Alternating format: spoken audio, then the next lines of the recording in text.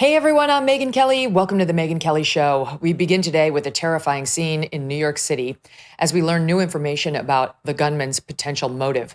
Around 6:30 p.m. last night, Monday, a lone gunman armed with an M4 rifle marched into 345 Park Avenue in Midtown Manhattan, a 44-floor skyscraper that houses the likes of the NFL, private equity behemoth Blackstone, the accounting firm KPMG, and the management company for the building, and went on the deadliest shooting spree the city has seen in the last 25 years.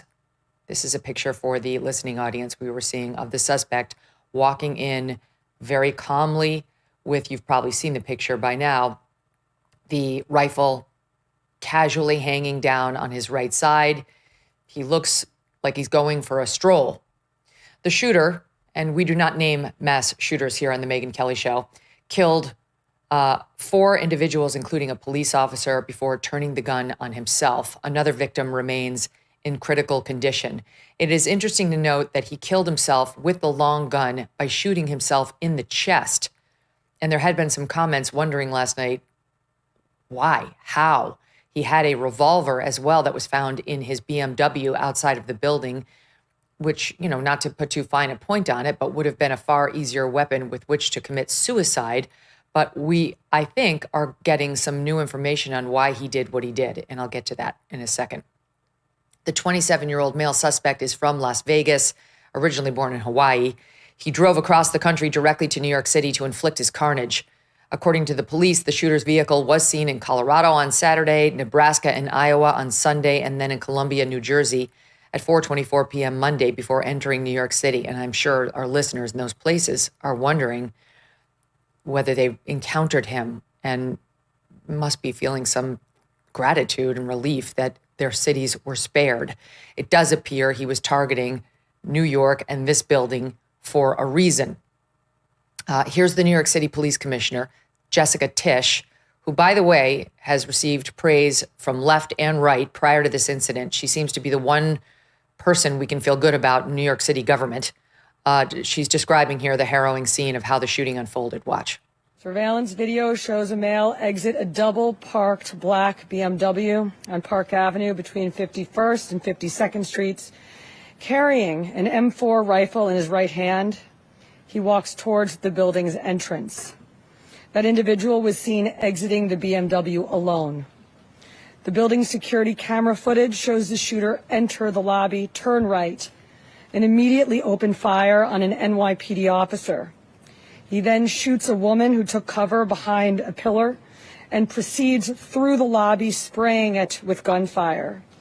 He makes his way to the elevator bank, where he shoots a security guard who was taking cover behind the security desk. One additional male is shot in the lobby, per his own statement from the hospital. The shooter then calls the elevator, which opens in the lobby.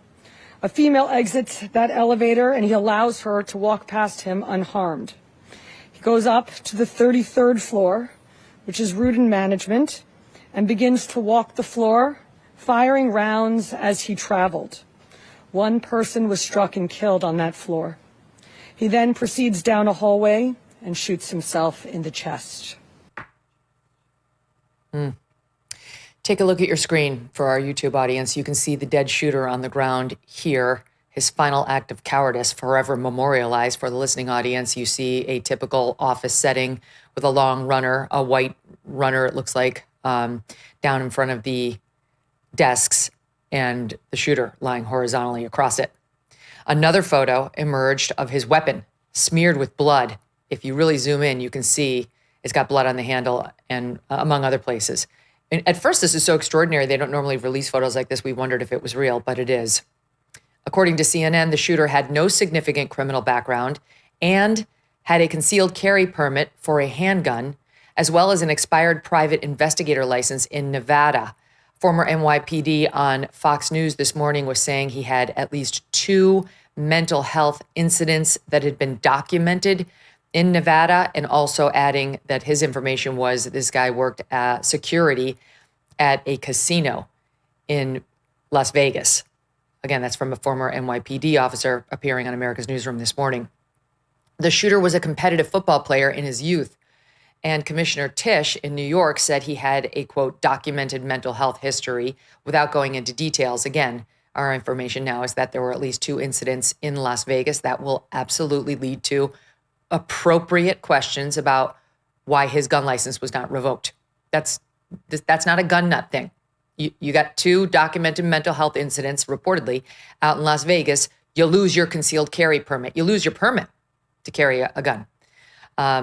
And I understand, we can't get them all, but if it's documented, if he's having interactions with officials, with authorities of any kind, something happened with the system, and we're going to have to figure out what. There was also reported this morning a 3-page note found on the gunman claiming that he suffered from the degenerative brain disease known as CTE from playing football. CNN reporting the note reads, quote, Terry Long, and that's a man I'll get into. He was a Pittsburgh Steeler who had CTE and died by suicide. But he writes, Terry Long, I guess there's supposed to be kind of a comment as though he's addressing it to him. Football gave me CTE, and it caused me to drink a gallon of antifreeze. That's also something Terry Long did. You can't go against the NFL. They'll squash you. Okay, so Long was a former offensive lineman for the Steelers and did commit suicide in 2005 by drinking antifreeze. The note went on to say, study my brain, please. I'm sorry. Tell Rick I'm sorry for everything. We don't know who Rick is. The New York Times reports investigators are focusing on whether the gunman was targeting the NFL, with Mayor Eric Adams saying this morning the shooter appears to have intended to go to the Football League's offices, but took the wrong elevator bank. I don't know how it is in your city, but in New York, you basically can't get into a building anymore without selecting like the floor. All the elevators in virtually all these high rises, and I've worked in plenty of them, require you to select whether you're going to like floor 1 through 15 or floor 16 through 30 or floors 31 through 44. And depending on which one you want, you get into a different elevator. And if you wanted floor 44, but you got into the first bank that services 1 through 15, you're screwed. That seems to be what Eric Adams is saying happened, suggesting that it is possible this shooter wanted to go to the floor that housed the NFL staff, but didn't press the right numbers. Went up to the 33rd floor, which is where the management company for the building was, and started shooting and did, in fact, shoot one person there. The NFL commissioner, Roger Goodell, says one NFL employee was, quote, seriously injured in the incident. We don't have all the details on where everyone was, but we know that most of the carnage happened in the lobby. We're also starting to learn more about the victims, including the NYPD officer who was on duty in uniform and was shot to death in the back. Here's Commissioner Tisch. But today, 4 innocent victims are dead.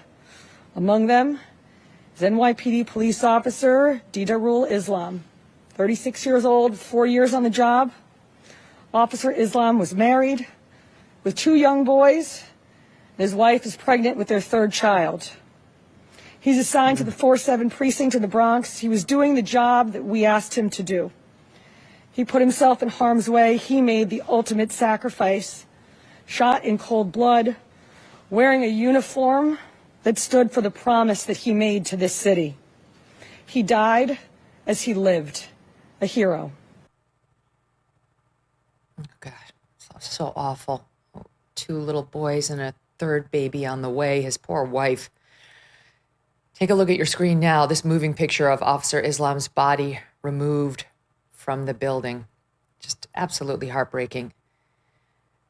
Beyond the loss of Officer Islam, Bloomberg reporting another victim is Wesley LePatner, the CEO of Blackstone Real Estate Income Trust. This is a woman.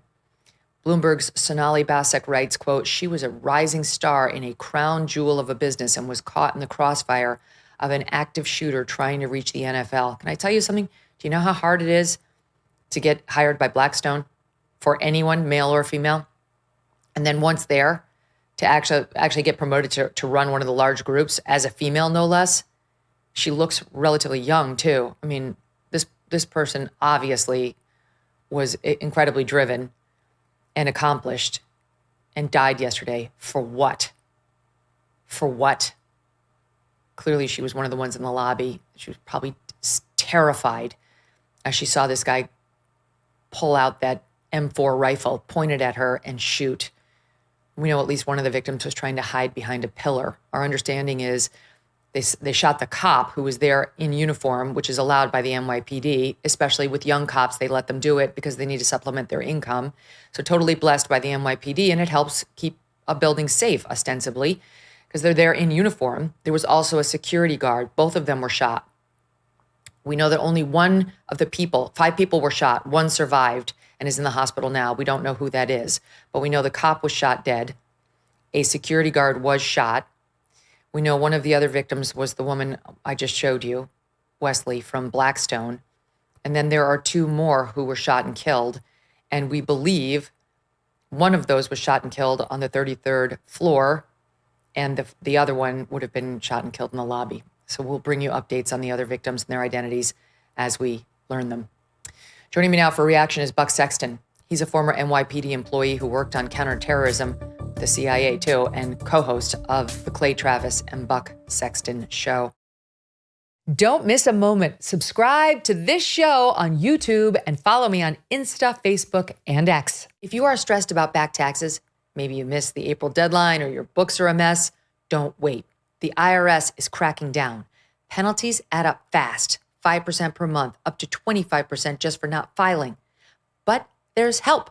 Tax Network USA can take the burden off your shoulders and stop the spiral before it gets worse.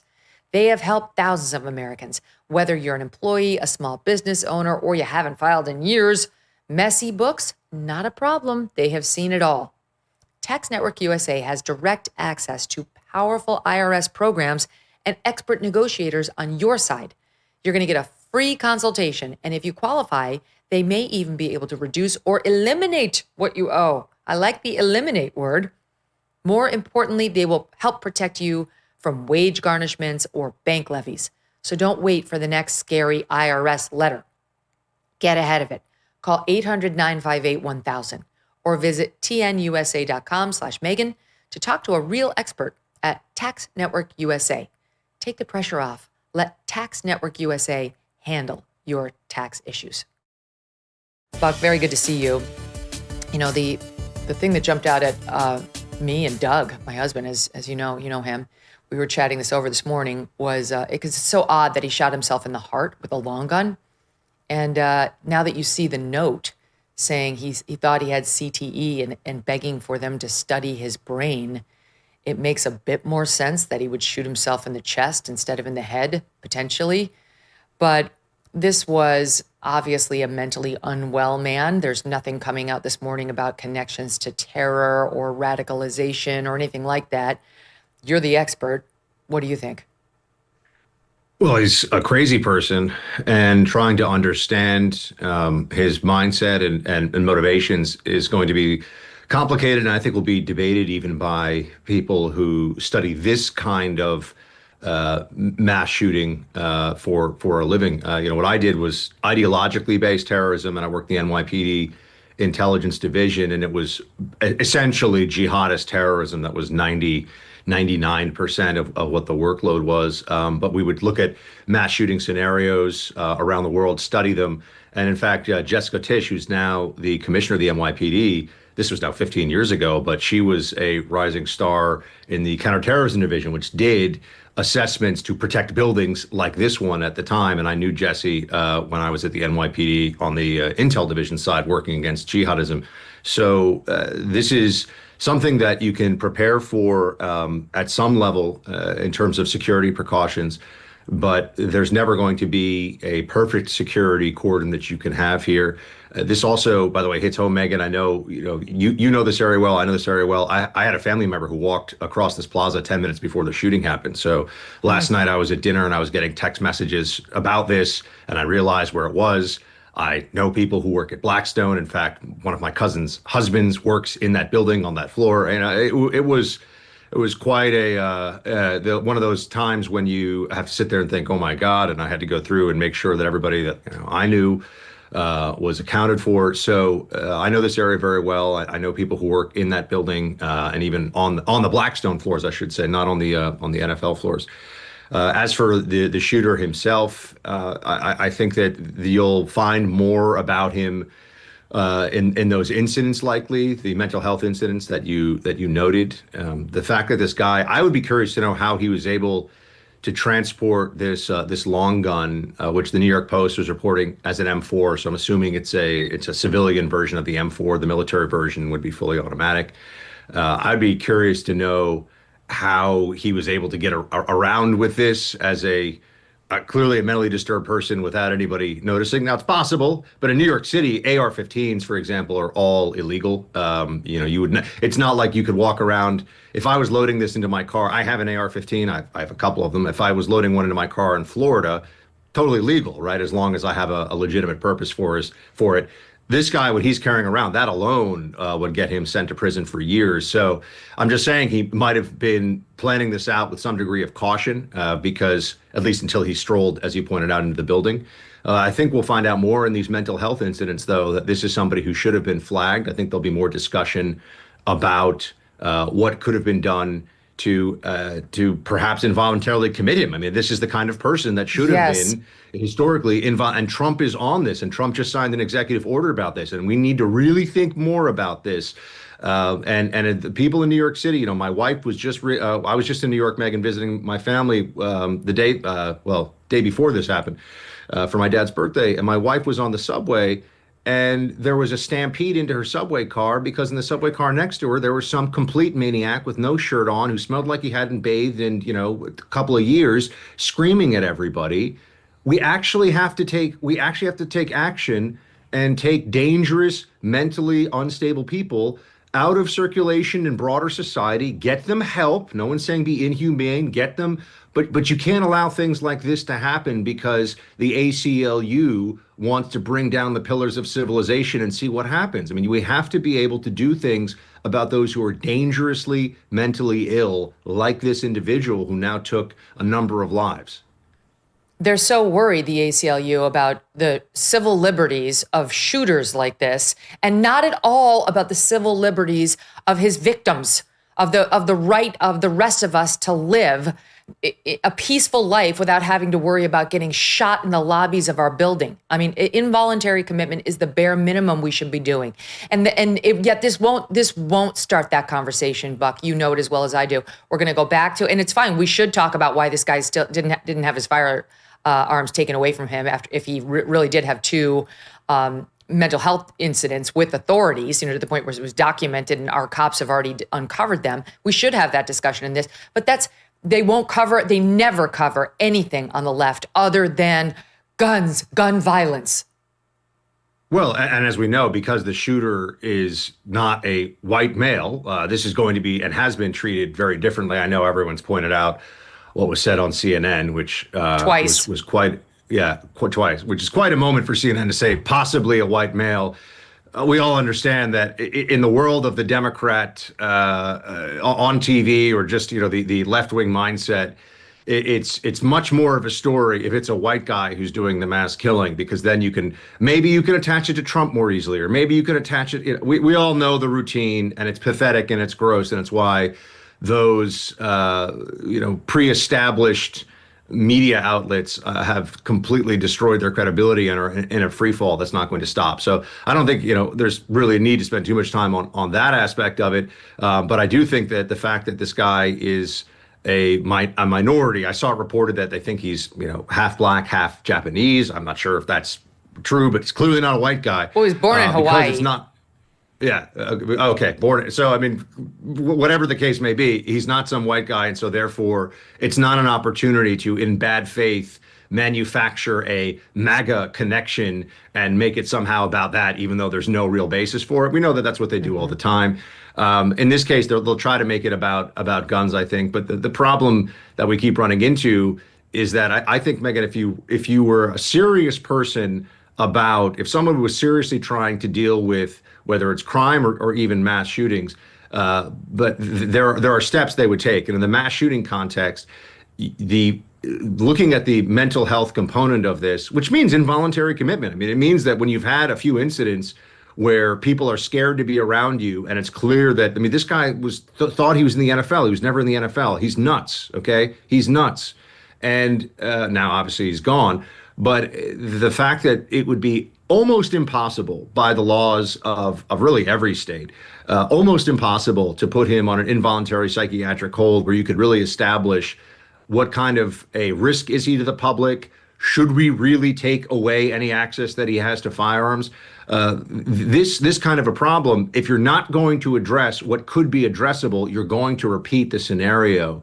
And I think that's likely, unfortunately, to be the case with this, where you have somebody who they're going to do everything they can to find some way to make this about politics in the media that they favor, right? Whatever it may be. They'll attack the disfavored group, in this case, gun owners, and they won't deal with the reality, which is this guy's an absolute wacko and should have been flagged and stopped in advance of this. I mean, the other side of Megyn is, you can't, we're a country of 350 million people, give or take, and there's some very bad, very crazy people out there, and you're not going to be able to stop all of them. It's unfortunate here. There was a good guy with a gun, so to speak. There was an NYPD officer on the scene, but first of all, he's outgunned. He's going to have his sidearm, or rather his pistol, against somebody who's got a long gun like this. That's going to be very tough. And he was shot in the back. He probably didn't even have a chance to react to the unfolding threat. And even obviously, if he had a ballistic vest on, not enough to stop the 5.56 round that was shot out of this rifle. So it's a very tough situation when someone who is a dedicated shooter like this, who has access to that firearm and doesn't care about living, right? I mean, that's the other part of this. So that's very tough to neutralize this threat in advance of any casualties. The only other thing is this could have been, unfortunately, I mean, you always hate saying this could have been much worse. This guy, fortunately, didn't keep going on this rampage, because it's not like they were able to get ESU, which is the New York version of SWAT, there to stop him in time before he could do any of this. So in a sense, because he's so crazy, he killed himself, and that, I think, probably spared a number of lives. I also know there's the photos of people barricading their offices. I mean, think about the trauma of that too. There's an active shooter on your office floor, and you're just trying to take the sofa and the chair and wedge it against the door. I know that those were reportedly Blackstone employees, and those guys must have been in a full panic, hearing gunshots or maybe having gotten a call to tell them that there was an active shooter in the building. And what can you do? It's like, well, what they did is the right move, by the way. I mean, I just credit to them, but right, But I Megyn? imagine that this is going to lead to even more security provisions in some New York City buildings, especially those that have high target profiles, like a Blackstone, like an NFL. I mean, I actually did work right across the street from this for 3 years when I was at Jones Day. I was at 53rd and Lex for 3 years of my life. It's a relatively quiet area of New York. I mean, it's Midtown, but it's not like the hop in Times Square, which is just a few blocks to the west. And it's clear that this was targeted. I mean, we don't know for sure that he was going to the NFL, but if you just wanted to unleash carnage, you'd go to Times Square, which is just a few blocks west. As I said, you wouldn't go into this particular building. This guy seemed to have a mission. It's not like I listed the states he had driven through. He appears to have gotten into New York City, driven right to this building, just left his car and walked right in. The only way for a cop like this one to protect a building like that would have been for him to be on guard at the door. And you and I both know, Buck, these guys are there generally as a deterrent and to like intervene once something has happened. They're not really like a military guy standing at the door to prevent armed intruders like this guy. I mean, I'm just a civilian who goes to the range regularly, Megyn, and I shoot a lot more than 95% of people in the NYPD. And I was in the NYPD and went shooting with them, just to be clear. Like, I know it's a budgetary thing. They don't get, they're not. I mentioned ESU, that's Emergency Services Unit. Think SWAT. It's the same thing essentially, but they're called ESU in the NYPD. Those guys shoot a lot. Those guys are tactical. They can handle a threat like this. They're trained to handle a threat like this. A beat cop, essentially, on his own, when somebody's ambushing him and got a long gun, I mean, this is just, they're just human beings trying to do a job on their end. I mean, they're not Supermen. They're not able to necessarily engage and neutralize a threat of that magnitude. And this is now going to have, I think there'll be more discussion about what about having armed security personnel in more lobbies. Well, there was an NYPD cop on duty here. I mean, you had a guy show up with a semi-automatic rifle who wanted to kill a lot of people, and that's a major threat to tackle for anybody, no matter what your level of training is. And so, yeah, on the NYPD side, I just think that this is one of those times where it was a terrible scenario, that there aren't going to be that many lessons learned in terms of response, in terms of protective procedures. Essentially, I am kind of surprised. I don't know what the layout was on the floors, but in most buildings in New York now, you go up to the individual floor, and now you have to get through another layer of security where there will be glass, and in some cases bulletproof glass, and you don't get to even see a receptionist unless you can get yourself through the glass. I can't imagine they would not have that at a place like Blackstone. He didn't go to that floor. He went to the floor of the management company. That's what the cops said, where I imagine the security probably would have been lesser. So, yeah, it's all about there's layers. room for improvement, but we've chosen not to live like this in general in America. Yeah, well, that's I think the critical point, Megyn, is that we can't think that we're all going to be going to work in bunkers every day. Look, I would say this, as a former New Yorker for almost 40 years, and now a Floridian, who often conceal carries, that's another good. I'd feel better about these situations, or I think we could think that there's a better chance that this could be thwarted if you had people with training who choose to carry, who are law-abiding gun owners. Gun owners are concealed carry gun owners specifically are incredibly law-abiding by the numbers. And that may be another thing to consider in a place, unfortunately, that's not New York, because New York's a gun-free zone. That. New York's the good guys don't have guns in New York.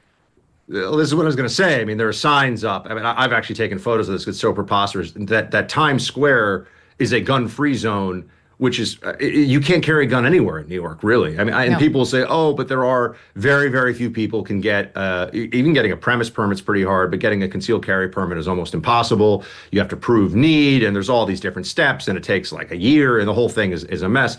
But I'm reminded of this, of the old, the quote, the kind of very harrowing, ominous quote from the IRA. I think after they tried to get Thatcher one time, they just said, you have to be lucky all the time. We only have to be lucky once. And when you're dealing with something like this, you really want to you'd like to establish perfect security, perfect deterrence. It's just not possible. There are always going to be individuals. I mean, you mentioned the different layers of security, and those are important. They're particularly important for, as you and I know, Megyn, like in the media business, maniacs who want to get onto your floor of your, and maybe they think that they're. A guy showed up at Fox News one time, ready to kill me with a knife. I mean, it was like, if we didn't have security there, it would have been very dangerous situation. Right. So that's just one of many incidents. I'm sure. I mean, but that shows you the security procedures are generally working. There's no security procedures in these office buildings that are going to be perfect. And in this context, even if you had, say, the elevator go to a floor where there was a secondary barrier to entry, we have this now. It is standard and most standard in my office in New York, where you have to badge in. Okay, well, this guy, if he gets in the elevator bank, he can take somebody. He has a gun. He can take somebody and say, all right, you're going to open this for me now, right? I mean, it's not, there's ways that you can get around this, right? It's not foolproof. There's always layers of, I mean, I don't know if the glass or the doors are going to be ballistic, but if you shoot a glass door with enough 5.56 rounds, guess what? It's going to break apart. So, even if it's supposedly bulletproof. So, but Buck, isn't it, you tell me, because when there was a very dark period in my life where a different guy was stalking me, and, the one lesson I learned more than any other from all the security we had in our lives back then was it's all about putting layers between you and the bad guy. Oh, absolutely. Just to slow the person down. So it's not that you're assuming they're going to be foolproof. It's just assuming the more layers, the more I can slow them down. So if you had cops, if you had civilians in the lobby who actually were carrying, maybe one would have gotten a shot off against the guy. If you had, that sort of security on the floors, maybe there could have been more advanced warning. And again, we are lucky it wasn't worse than it was. I hate to say it with people dead.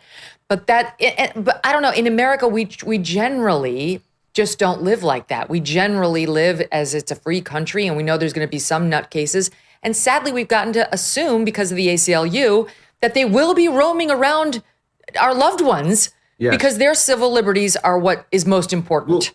Well, that's what I think we're doing is we're sitting here and we're going through the layers of security. And what you said is absolutely correct, which is that at every, and this was true. So for people to understand, NYPD, and it may have switched a little bit, but when I was there, the breakdown was there was intelligence division, which was doing essentially intel gathering, often using undercovers and sources of active plots against the city of New York. And then there was something else called CTD, which was Counterterrorism Division. The Counterterrorism Division, and I know it's confusing because their missions cross over, but CTD, which is where now Commissioner Tisch worked when I was there, they do things like how secure is the building? What's the blast radius if somebody parks a car bomb in front of this, federal building or that office building or whatever? They looked at all these layers, did assessments, did secure. So that was the mission because they recognized New York City as such a target.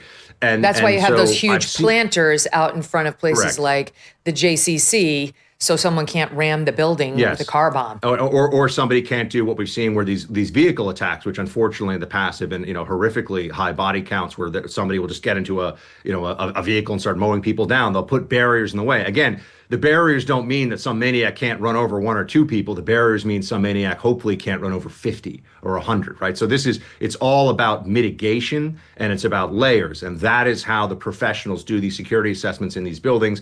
There's different groups, some of them are led by former NYPD commissioners, and that is their job where they go in and they look at security. I'm just looking at what happened here in this instance and saying there's not I'm not aware of, at least from the reporting so far, a gaping security vulnerability or a lack of law enforcement response, right? Or a too slow. No, I get it. I mean, I will say it's just jarring. This is one of these bad times. It's jarring to see the guy on the walk-in shot with the long gun down at his right side, walking across the plaza to enter the building. And if you zoom out, you can see civilians just walking about. They clearly don't see that he has a gun on the side of his body, because otherwise there would have been some sort of a panic. They would have screamed gun, something would have gotten, you can see, look at these people, at least these two guys in the back on the top of the shot.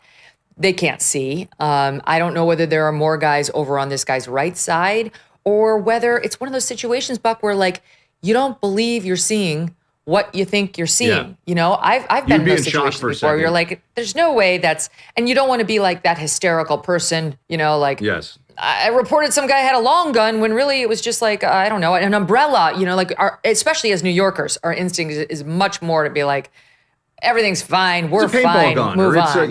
Yeah. There must be something else. It's a toy, it's a paintball gun, it's a gag, it's a joke. I mean, this is where your brain goes unless you're somebody who is trained and looking for these kinds of things. And like I said, I mean, even one NYPD officer, this is why I think, in some cases you've had in the school shooting situations, for example, it's clear that the school shooter had, first of all, this was clear with the terrible Tennessee, the Nashville school shooting, that the shooter was looking for a place where there was nobody who was going to have a gun, right? We know that schools are generally gun-free zones, which is also preposterous because the bad guys don't care about those laws, but there are armed security at some schools. That shooter looked for a school where there was no armed security, so they would have total freedom of movement, no chance that anybody would stop them. In this instance, you have an NYPD guy in the lobby, and that wasn't sufficient to stop this threat. And no obviously fault of that officer's who died a hero, and he was there really as you pointed out. It's more of a deterrent, and it's also more to deal with some maniac who wants to run upstairs and cause problems, maybe has a knife. But when somebody shows up and they're a committed shooter and they have a semi-automatic rifle, and this guy obviously knew how to work the gun and understood enough of it to do some real damage, that's going to be a very challenging thing for any security assessment to be able to handle. So I know it's unsatisfying to anybody who wants to hear this won't happen again, that there's not really a lot that could have been done differently here in the moment to stop this. But short of New York City changing its laws so you have people that can conceal carry in the general population, the good guys and gals with a gun, short of putting really, it's just not possible. You're not going to have. Well, look, you could. If I'm running Apollo, they have more money than God, or Blackstone, more money than God. I'm saying we are going to put an armed guard at the entrance to the building to watch out for something like this, in addition to another armed guard inside who watches the people once they're already in the building. But 9 times out of 10, somebody who's a shooter like this doesn't walk in into a building like this with it totally exposed. I mean, they just, I think, anticipate something will happen to them. They would be more concealed. And look, the worst school shooting in American history was at Virginia Tech, and that guy did not use an AR-15. He used semi-automatic handguns. Yeah, too. Yeah, so I mean, it's like we can do all we want to protect against this gun. Oh, or that. I'm not. I do want to say this. No, I know you're not that. saying that. I do want to point out that to the point we're making, which is it's a free country, and sadly, this kind of thing happens. His home state, adopted home state, Nevada, had another shooting, not involving him. Reno, 6 people were shot, 3 are dead. It was outside of a casino, and it happened yesterday. 3 people killed, several others injured in a shooting outside a casino in Reno on Monday morning. It happened around 7:25 a.m. in the Valet area outside of the Grand Sierra Resort and Casino. The suspect, an adult man, was found within minutes. He's been taken to a hospital following an officer-involved shooting. The shooter walked into the parking lot in the valet area of the hotel and casino, pulled out a handgun, which initially malfunctioned, but after he made it operable, he began firing at victims. He had multiple magazines. He ran through the parking lot, said police, where he exchanged gunfire with a security guard. Almost nobody's reporting on this because it didn't happen in New York City, which is the media hub. They don't care when it happens with a Nevada man who actually lives in Nevada. You see, that doesn't matter to the Acela media. Mm-hmm. What matters is themselves and their safety. That's why they're super interested in this guy. But, what are you going to do? Like, that's, okay, you're in a parking lot, leaving a casino where you had a good time with your friends and family, and this guy pulls out a gun. Not for nothing, but all those security guards I work with over the years have told me the best thing, the number one thing, and this applies to everybody, that you can do to protect yourself, get a dog. Get a dog. They all say that. Like, there's no better deterrent against somebody coming into your home and potentially your workplace than, a mean-looking guard. Now, I don't have a mean-looking guard. I have a big galoot named Stredwick who is more likely to lick your face and eat your snack. But a dog in general is a deterrent against someone looking to enter your home and do harm to you. And they don't know that it's a big galoot. In most cases, they hear barking and they think, I'll pick an easier house. The barking is what matters. You're not looking for, you don't have a Malinois with titanium inserts in your house, but you don't need one. I mean, you can just have a dog that lets everybody know that, hey, there's a bad guy around here, because people. I'm on patrol. The element of yeah, exactly. I mean, look, element of surprise for bad guys is critical. And if all of a sudden people know they're at the door, or in this case, if all of a sudden people know that a maniac with a gun is entering a lobby in advance, then people can take evasive action or even counter the threat much more easily. So, all right, Buck, let's spend a minute on Zohran Mamdani, who's likely to be the next mayor of New York, and how this affects. I'm interested in the politics of it. I am, but I'm really more interested in just the utter failure that's coming our way in Manhattan, because this is a defund the police guy, and he has the nerve. He has the nerve yesterday to start tweeting. I think it would have been better if he didn't. He's trying to look like he cares about the cops. First, he tweeted, I'm so sorry he's in critical condition, because there were reports early on that the cop was.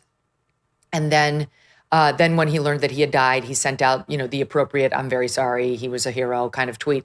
This guy, Zohran Mamdani, if he's elected, will get cops and other New York civilians killed with his policies. He wants to defund. When challenged by somebody who said, when we say defund, we don't really mean defund. We mean like reallocate. And he said, no, we mean defund. The police are racist, anti-queer, and endanger Americans. And so now he tried to soften it when he was running for the actual mayoral nomination, because he was running against people who were not for defunding the cops.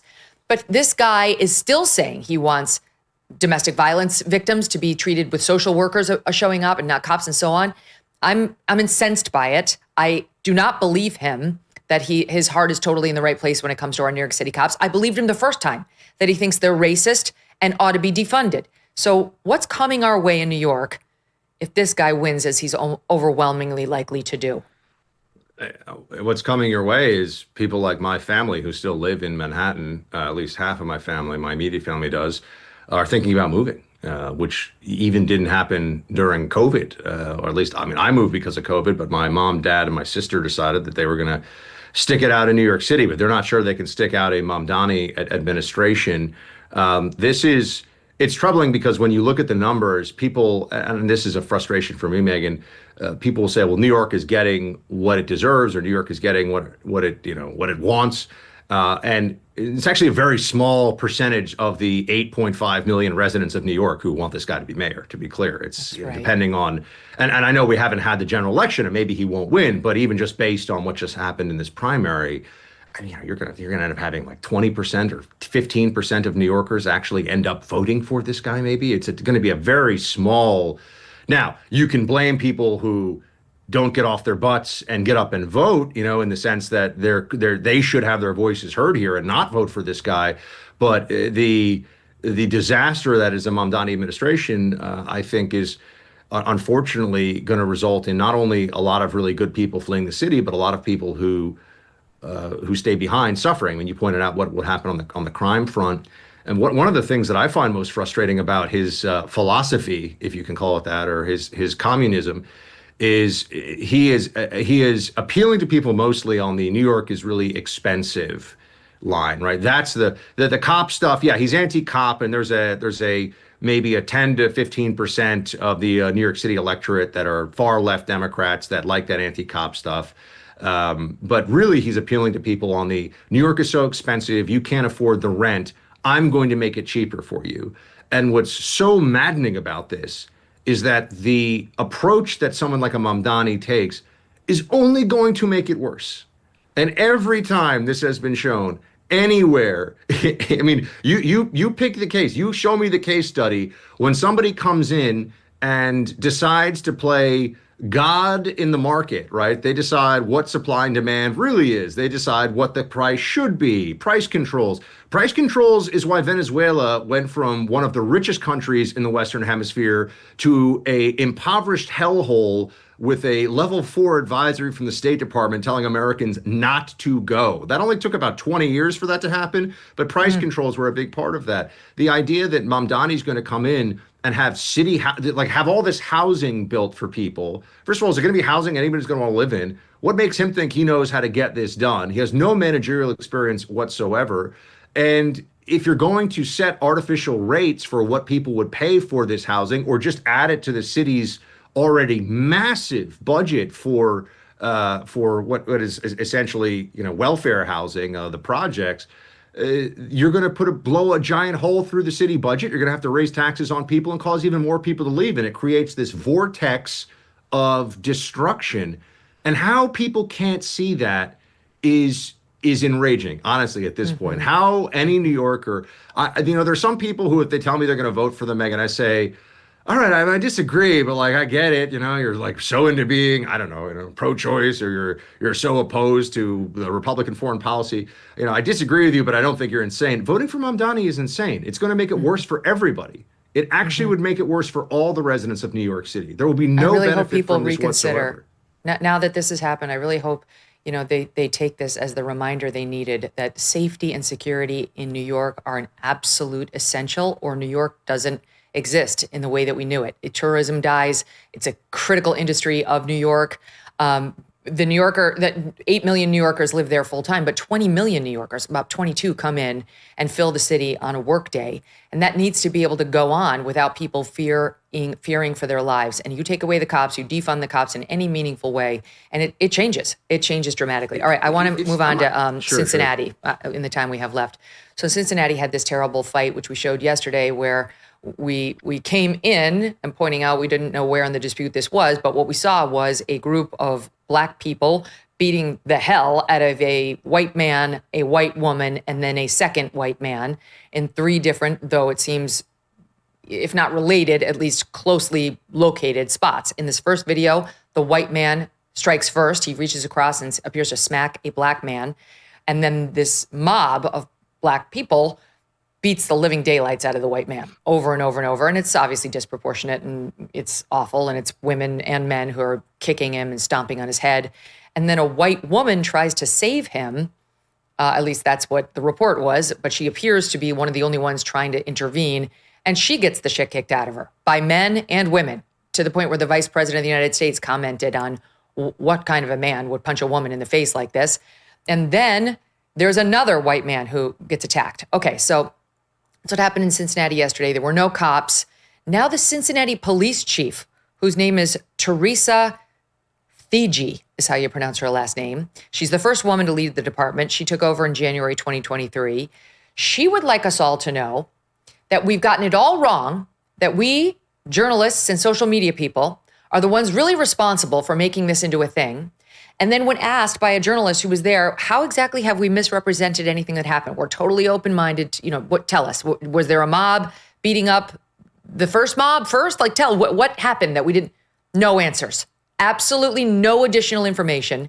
It appears this woman is just making it up, trying to shame journalists out of covering this story. She's a woke warrior. She's already been sued by 4 white cops in her department for discriminating against white men. The only one they say she will promote are either women or minorities. And this is her message for the rest of us in the wake of her city's embarrassment. Watch. Social media and journalism and the role it plays in this incident. And yes, guys, that's you. That is you. At times, social media and mainstream media and their commentaries are a misrepresentation of the circumstances surrounding any given event. Because what happens, that social media post and your coverage of it distorts the content of what actually happened.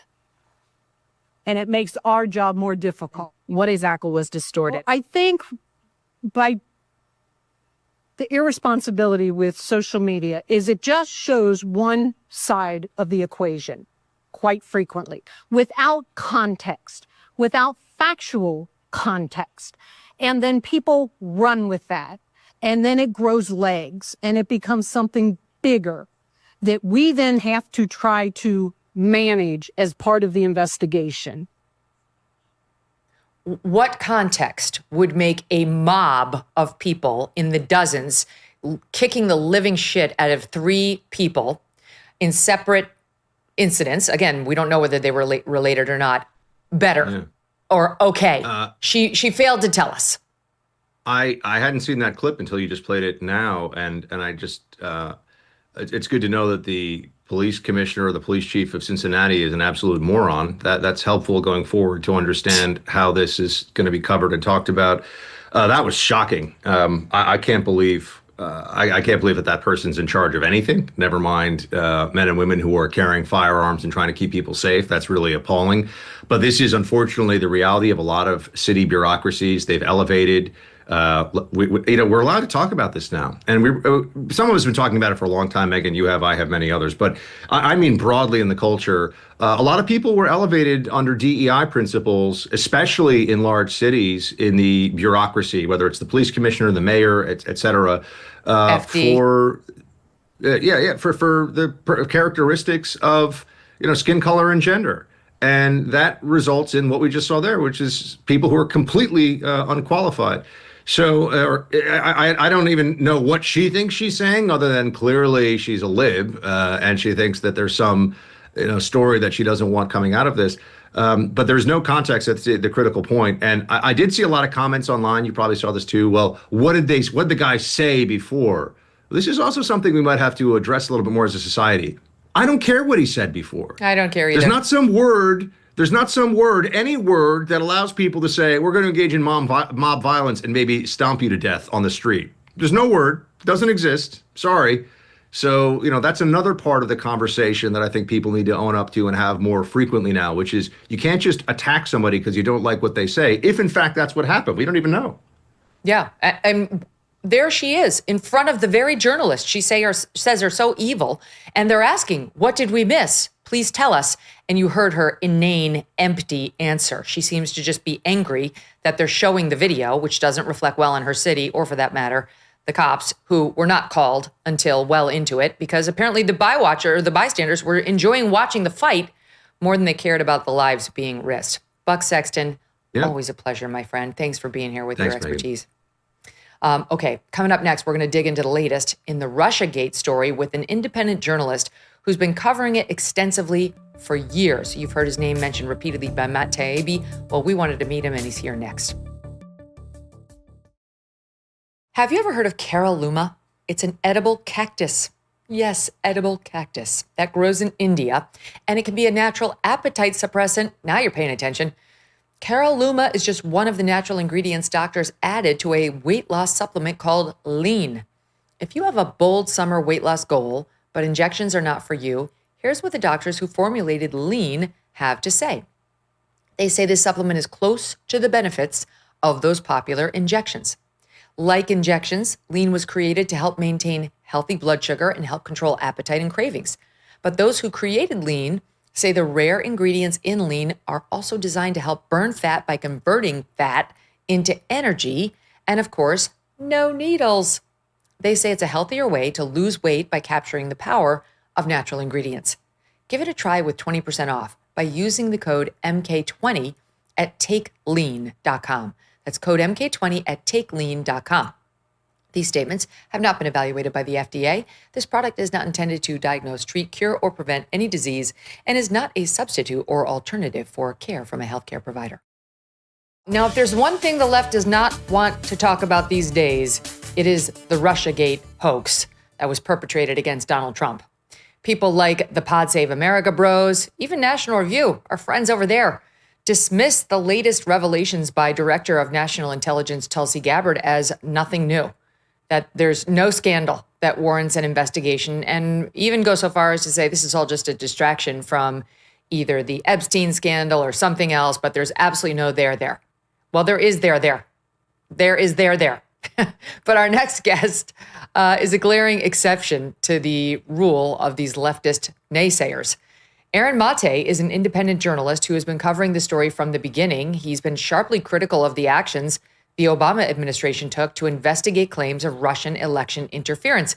You may remember his name from last week when Matt Taibbi mentioned he was one of the reporters who cast significant doubt on that Senate Intel Committee report that everyone on the left, including President Obama, has cited to defend their actions. You remember they're saying, like in response to Tulsi, hey, the Russians did interfere. We didn't misstate anything. And you need only look at Marco Rubio's Senate Intel Committee report to know that we're telling the truth. Why would he say Russia interfered to help Trump if it weren't true? Well, Mate has a different view. He previously worked for left-wing organizations, by the way, like Democracy Now!, Vice News. But now he's an independent journalist where he covers the Trump-Russia story for Real Clear Investigations. And he's been on Tucker Carlson's show over on when he was still on Fox a bunch of times. Aaron, welcome to the show. Thanks for having me. Okay, so this is really interesting to me. And there aren't more than a handful of journalists who have been neck deep in Russiagate from the start, and you're one of them. I'm not one of them because I freely confess that when this was all unfolding, I had just started at NBC and I was trying to do not non-political stuff. And it was a delight not to be immersed in all the Russiagate nonsense back then, which seemed like bullshit, but you really had to get neck deep in order to know one way or another, and there were few who did it, and you're one of them. So now that it all comes out, that it was even more of a hoax than we knew, people like you are invaluable who have been on it from the beginning. So let's go through it because there's new. Like we've been having Taibbi on. We had him on twice last week to walk us through the initial tranches of information, what Tulsi released that one Friday night, what we then gleaned from that House intelligence report of 2020 that was stuck in a vault at CIA until it was just declassified, and we got a look at it last week. And we've learned that the intelligence community was preparing a report for Barack Obama, Presidential Daily Brief, that was going to really downplay Russia's interference. And then Obama said, hold on. They had a big meeting. And the next thing you know, he received a report saying, oh, Russia did interfere. It was bad. It was bad, sir. And then we got the January of 17 intelligence community assessment that said they interfered and they did it to help Trump. And now we've learned that second, we learned from Matt Taibbi last week, who analyzed the latest releases for us, that did it to help Trump thing was just completely made up. They knew it was made up. Brennan required it based on a bunch of bullshit. The Steele dossier, yes, but also 3 other really flimsy, even more pathetic pieces of so-called analysis or data that were just completely made up, and he knew it. Some of them preceded like 2014 analysis before Trump was even running. So that and did it to Trump help win thing was completely made up and nonsense. And now you've got a piece out talking about how that's not all that was nonsense. The Russia interfered in the election piece also turns out to be almost entirely bullshit, including the piece we all accepted, which was that they hacked those DNC emails. They were responsible for hacking the DNC emails, and that later got posted on WikiLeaks. So do I accurately state like the overview as to where we are now? Yes, and the intelligence that has just been declassified by Tulsi Gabbard gives us some really important new information on the latter piece that you mentioned, the core allegation at the heart of Russiagate, even before collusion became a public thing. It was that Russia hacked the DNC and gave the emails to WikiLeaks. That basically broke out in June 2016, followed by the release of the WikiLeaks emails in July 2016. And at that point, the Clinton campaign, through its contractor Crowdstrike, was the first entity to say that the Russians did it. And a lot of people in the media just ran with it because that's what they were saying. And for some reason, if you accuse a foreign actor of something, then we just have to take it on faith. That's sort of an established playbook going back to, the Iraq War and many other similar propaganda campaigns. And then the intelligence community assessment that you talked about that was released in January that formally endorsed that, said with high confidence, Russia hacked the DNC, gave the emails to WikiLeaks. And along with collusion, that Russian email hacking allegation was the core plank of Russiagate. Now, we all know by now that collusion was a complete scam, laundered through the Clinton campaign, through Christopher Steele. Nobody, even in corporate media that was all about it, even defends that anymore. Even Adam Schiff, I think, has stopped defending the collusion allegation, even though he was claiming for years he had seen secret evidence of it. But as you said, they have clung to the Russian email hacking allegation. And what we get now from Tulsi Gabbard's declassification is that in September of 2016, less than 2 months before the election, the FBI and the NSA, which are the two premier intelligence agencies that would be able to investigate this hack and leak allegation. The FBI taking the lead in investigating the hacking of the DNC. And the NSA is, we all know, like the premier surveillance agency in the world. They can see anything that comes in and out over cyber warfare. So they'd be in the best position to assess whether or not Russia hacked the DNC and gave the emails to WikiLeaks. And what they said, and we're only learning this now, nearly 9 years later, is that they had low confidence in the Russia hack and leak allegation. That was suppressed. Instead of the public hearing about that, the Obama administration put out a report through Clapper, who was then heading the Office of the Director of National Intelligence, and Jay Johnson, who was heading Department of Homeland Security, on October 7th. And they said, in the name of the intelligence community, they have high confidence that Russia was behind the hacking of the DNC, suppressing what the FBI and the NSA had said. And that remains the same after the election. There was another assessment circulated that we learned about through Tulsi Gabbard that said the picture of the attribution, of doubting the attribution of Russia had not changed at all.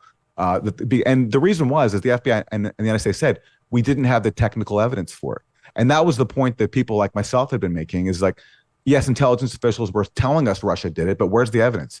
We were never told it. And now we know the reason why is because they had none. So that gets suppressed. And as you said, then Obama orders the production of a new intelligence community assessment that gets released in January 2017.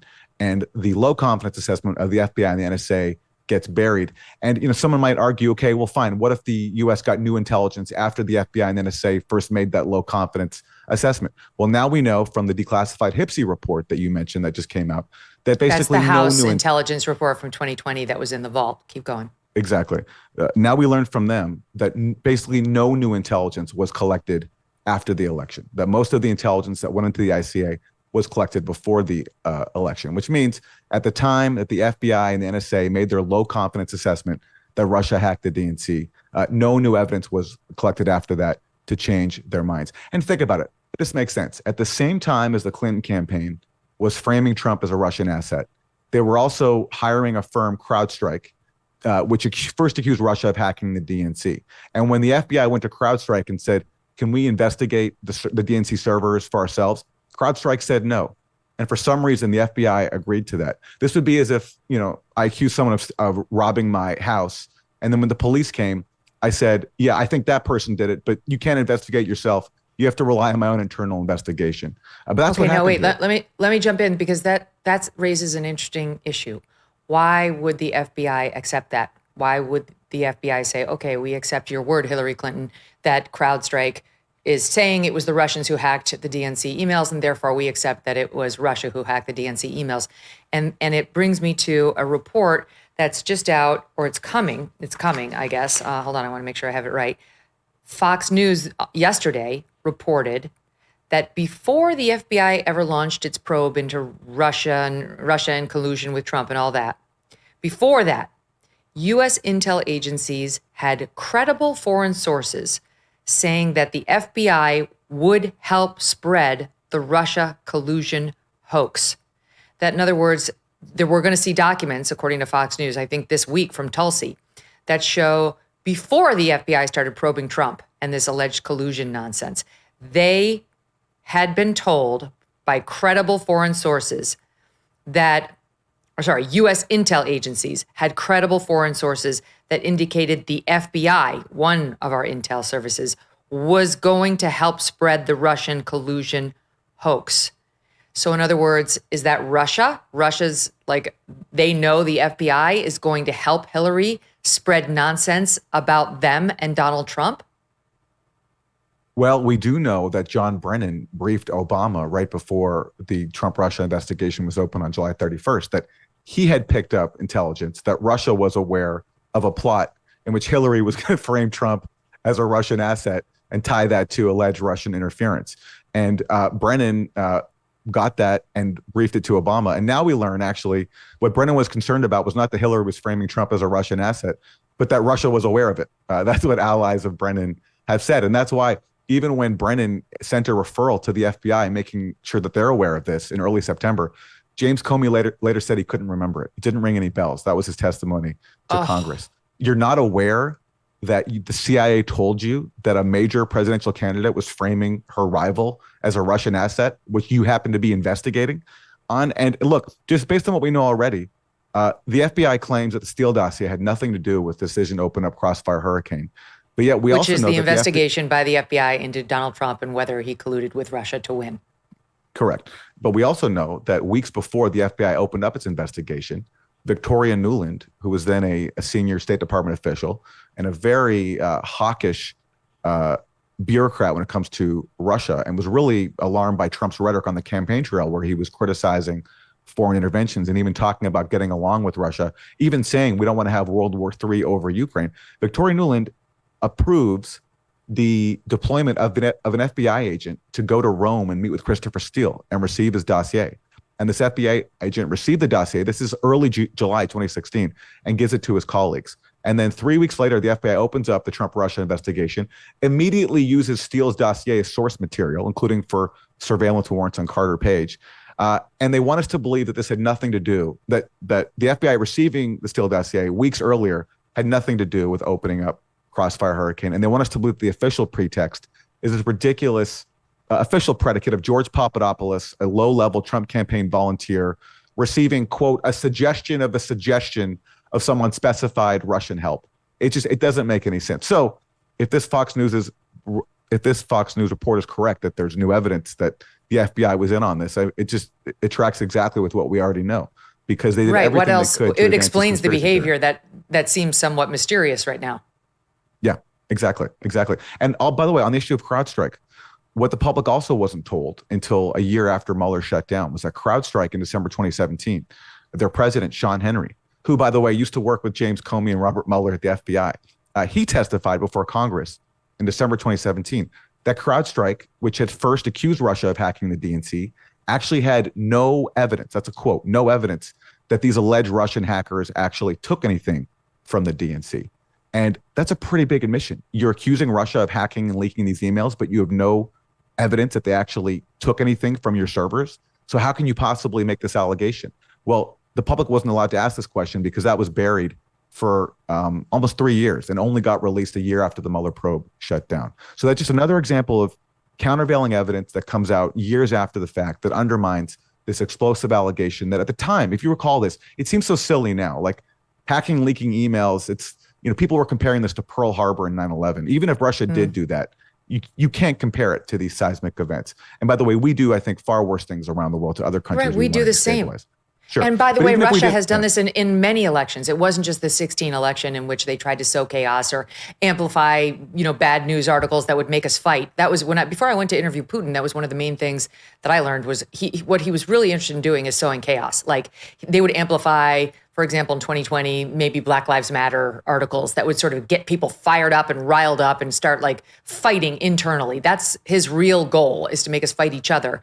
But like they'd been doing that for a long time. It was nothing new to help Trump in 2016. What I think is documented is that a Russian troll farm put out some really dumb memes and ads on social media that nobody saw, and they were barely about the election. And that's documented. That's what Russia actually did. If you want to call that interference, okay. I mean, some Russians did do that. I don't think it impacted a single person in the U.S. Certainly did not impact a single vote, let alone swing the election, as we were told. I mean, there were academic studies trying to argue that Russian trolls swung the election. It's an insult to everybody's intelligence. And it was a way to cover up for the Democratic Party's own failures in that election and their refusal to come to grips with that. So blaming Russia was a convenient foil. But the hysteria around this it was unbelievable. So I don't know if you remember this, but when Trump gave his joint press conference with Putin in July 2018, and, Trump next to Putin said that Putin had denied interfering. And Trump said, I have no reason to doubt him. The freak out was unbelievable. Like the way this was described, this was like the worst thing a president has ever done. John Brennan described Trump as, quote, nothing short of treasonous, when John Brennan must have known that the FBI and the NSA actually shared Trump's conclusions. Certainly they had the low confidence assessment that had been buried. And by the way, we also learned now from the House Intelligence Report that they were aware of Putin's view on the election. And people close to Putin were saying that Putin didn't care because no matter who won, in Putin's view, it wouldn't really matter. Policy towards Russia wouldn't change. And of course, that's one of many pieces of critical information that got suppressed in order to put out this narrative that Russia was backing Trump. Exactly. So they were taking out actual human intelligence of somebody close to Putin who was saying he doesn't care who. And they were putting in nonsense like information from the Steele dossier and little sentence fragments that 5 different CIA analysts could not agree upon, and stuff that predated Trump's even arrival on the political scene from like 2014, and one other statement saying, Trump and Putin could work together as businessmen or something like that. It was like completely amorphous, empty stuff that they used to try to say he wants Trump to win. And that's how they got to it. So it seems very clear that they had an agenda within the intelligence community to make sure this assessment came out as it did, saying Russia interfered and they did it to help Trump, which was to some extent a reversal from where they had been going prior to the Obama meeting. And this is where you get the Andy McCarthy's, who I really like and admire and respect, but I just really disagree with him on this, of the world, saying it's apples to oranges, because he keeps focusing on the fact that that presidential daily brief they were going to prepare for Obama on December 8th was really just going to say, that wasn't downplaying all Russian interference. It was just going to say that the Russians didn't hack election machines. And that's fine. They didn't, is his point. And so it's fine. They were going to say that. What happened in the ultimate report is they didn't come out and say they did hack election machines. They never reversed on that. It wasn't a 180 after the Obama meeting on that. It just simply focused on what the Russians did succeed at doing, like hacking the DNC and interfering in general with the goal of helping Trump. But hacking the DNC, now we're learning, appears to have been false. General interference was way overplayed. It was a bunch of bullshit, like you point out with the farms. And to help Trump was completely made up. Correct. And here's the one criticism you can make of Tulsi Gabbard here. You can criticize her language, like accusing Obama of treason. Maybe that's not her place to make that determination. That's for the Justice Department. And also, she did conflate vote hacking with email hacking in the way that she put out these findings. So I think that's a fair critique. But as you point out, it doesn't matter, because the fact is, we learned from Tulsi's declassification something really important, which is that the intelligence on the email hacking, forget the vote hacking, that was suppressed. And the 2 premier U.S. intelligence agencies who would be best placed to assess who hacked the DNC and gave the emails to WikiLeaks, they had low confidence in the allegation that it was Russia. That's the bottom line here. So even if there was a conflation made between vote machine hacking and DNC server hacking, it doesn't matter. because the intelligence on the email hacking said that we don't have any evidence that Russia did it. And that was kept from the public. That's a major scandal because for years we were told this was the intelligence. This was the intelligence consensus. If you question this, you're a Russian propagandist. You're treasonous, as John Brennan said of Donald Trump when he questioned this. And that is the scandal here. The suppression of intelligence to manufacture a lie in the same way that the U.S. government did in going to war in Iraq. And by the way, some of the same players in the Iraq WMD hoax are involved here, including James Clapper, who oversaw the production of the intelligence community assessment along with John Brennan. In his memoir, James Clapper writes about how he basically, in the rush to help the Bush administration make its case for invading Iraq, he went and found things that weren't there. That's almost a direct quote. I went and found things that weren't there. So what he was admitting to is manufacturing intelligence. So why are we surprised that he wouldn't, why are we surprised that he did the same thing here? And why are we supposed to take these people's word on faith, especially given their record? And as a journalist, I mean, look, I'm not a Trump guy. I'm not a fan, but it's not for unelected intelligence bureaucrats to decide, who gets to be in power, what the foreign policy of the U.S. is. It's for the elected president. And what we saw here was just a contemptuous response to an election in which the wrong guy in the eyes of powerful people won. And so they did work to undermine him. And no matter where you are on the political spectrum, you shouldn't support that. The other thing about now learning that Russia hacked the DNC being a lie, or at least being totally unsupported, is it remains to this day one of the main things people downplaying the Tulsi news rely on to stand up their own conclusions that Russia was trying to help Trump.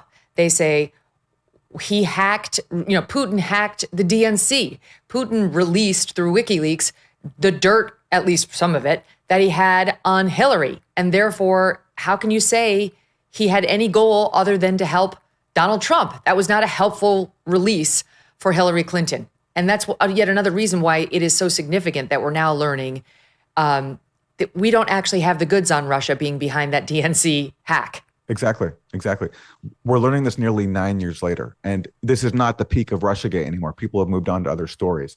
But at the time, if you read any single news account in establishment media, it's just taken as fact that Russia hacked and leaked those emails.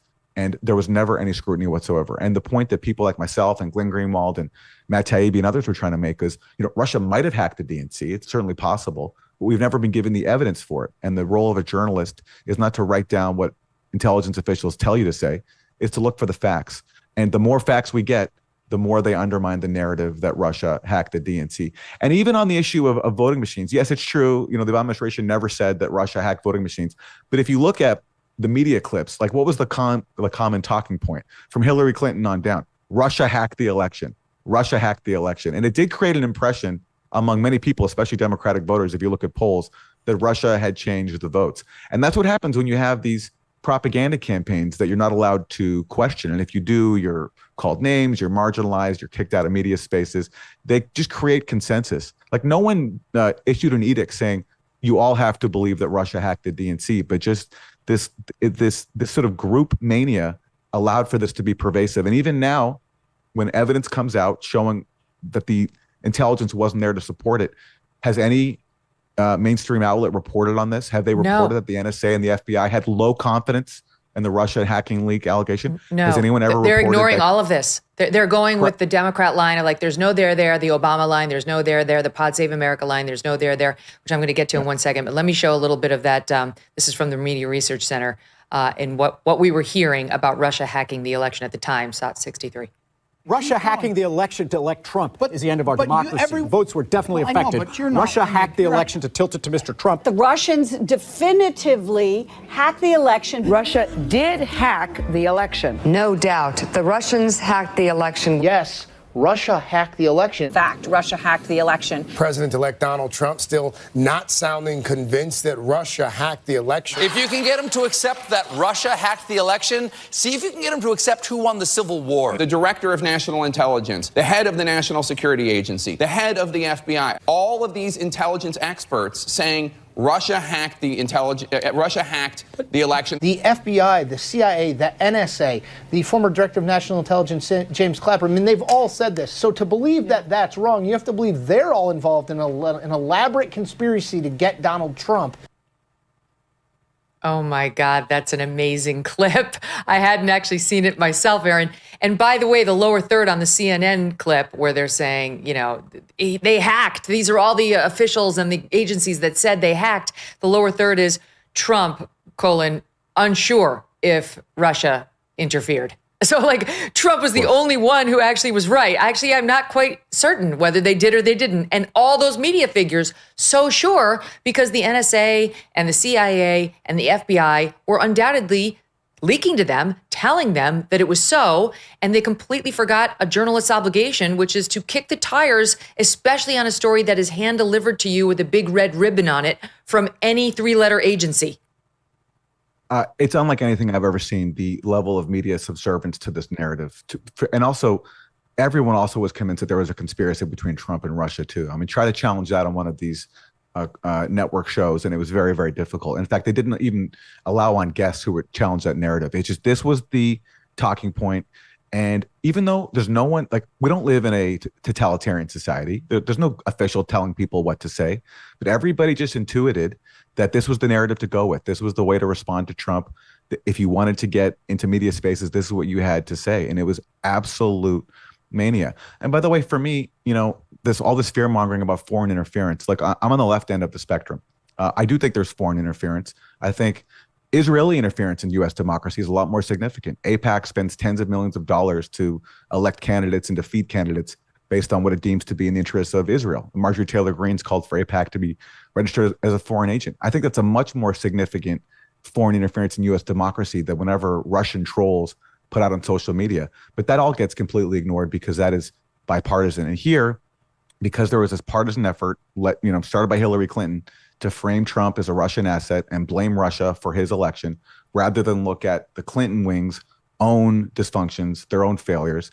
Everybody went along with it. And we're still paying the price because now, people still want answers. And, Trump voters especially were, dismissed with contempt as malleable dupes who were brainwashed by Russia into not voting for, saintly Hillary Clinton. And so there's also this elitist contempt that underpins all of this. So accordingly, people in the media don't want to be embarrassed for going along with a massive scam. And that's why it's still very difficult to get accountability. And that's why they're still not reporting on the countervailing facts, the low confidence assessment from the FBI and the NSA. No one ever acknowledged that Crowdstrike, the Clinton campaign contractor, had admitted under oath they had no evidence of Russian hacking and leaking. No one. It's like amazing when you pair that with the red siren warning they'd been given that, hey, Hillary Clinton's team is planning to try to paint Trump as a Russian proxy and agent of some sort. In order, the purpose was in order to distract from her email scandal. If you look at what's unveiled in the intelligence. So our intelligence agencies knew that at a minimum, and if the Fox News reporting turns out to be true, cooperated with it. But at a minimum, knew. And then when the alleged intel started coming in from Hillary sources, like the Steele dossier and the Crowdstrike thing on who hacked the DNC, they didn't say, okay, we were warned this is going to happen. Here's the bullshit that this woman is orchestrating.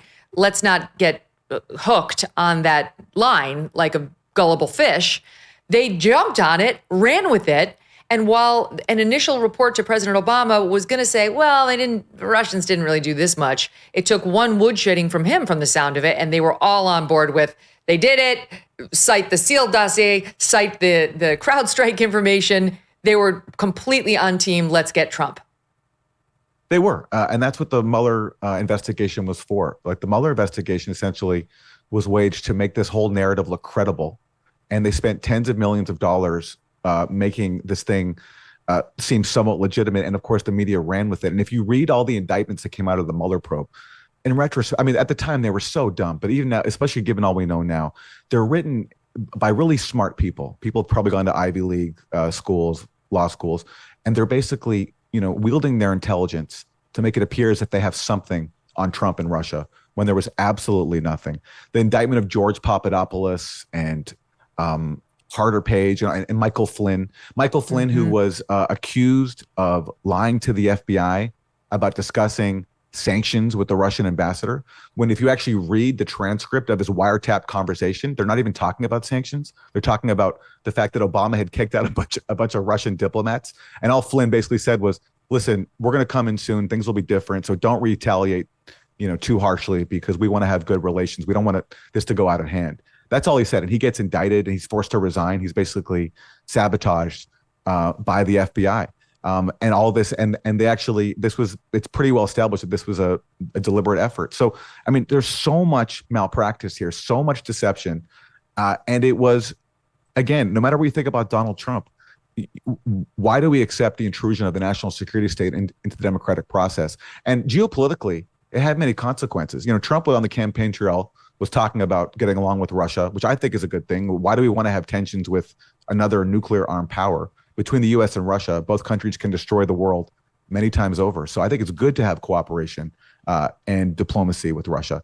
And Russiagate basically made that impossible. In fact, Trump even complained about that in the fall of 2017. He said Russiagate's going to get people killed because his mandate, as he saw it, which was to cooperate, reduce foreign interventions, that was undermined by people basically urging him to get so-called tough on Russia. Yeah, and now he had something to prove where he didn't before. All right, exactly. Let me stand you by, because there's a couple things I want to go through. I do want to show you some of the defenses that these Obama acolytes, the Pod Save America guys, have been offering, and talk about that Senate Intel report. And then I've got to show you what happened on MSNBC and Morning Joe this morning. This is a must-do, but first I have this must-do, which is a quick break. Aaron Mate stays with us.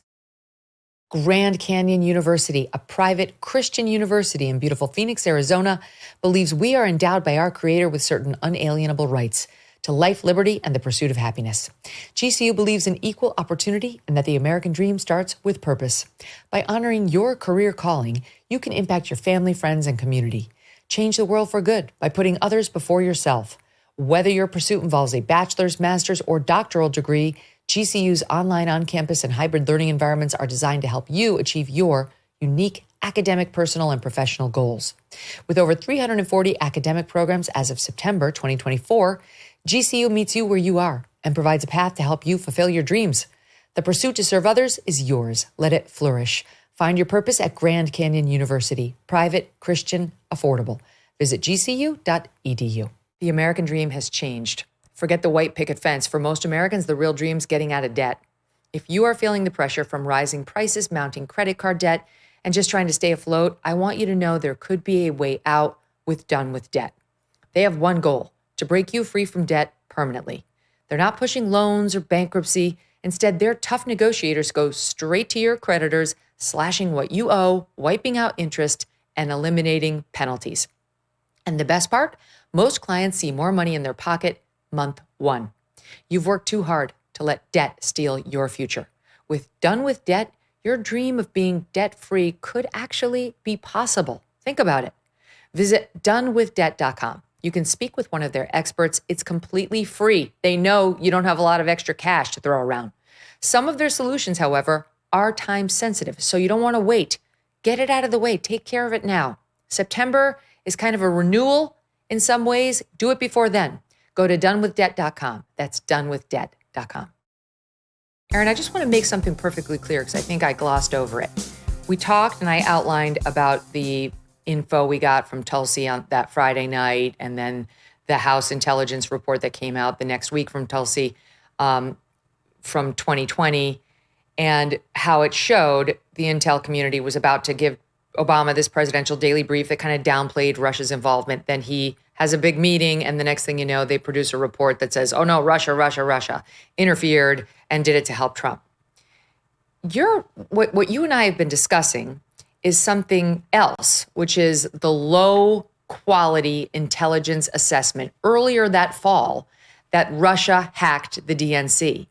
And we've talked about how then that low quality assessment was turned into a high confidence assessment for no apparent reason. But here too, having reviewed the documents, your reporting is that Obama got involved. Once again, it was Obama stepped in and appears to have said, that's not the assessment I want. You outlined it as follows. On September 12, 2016, the FBI and NSA expressed low confidence in the core Russiagate allegation that they hacked and leaked these Democratic Party emails. By December 7th, 2016, that assessment hadn't changed. Most U.S. agencies only had moderate confidence at best that Russia was probably behind the hack and the leak. And that was also concealed from us. And then Obama had that principals meeting that same day where he did the reversal on all the other stuff we're talking about.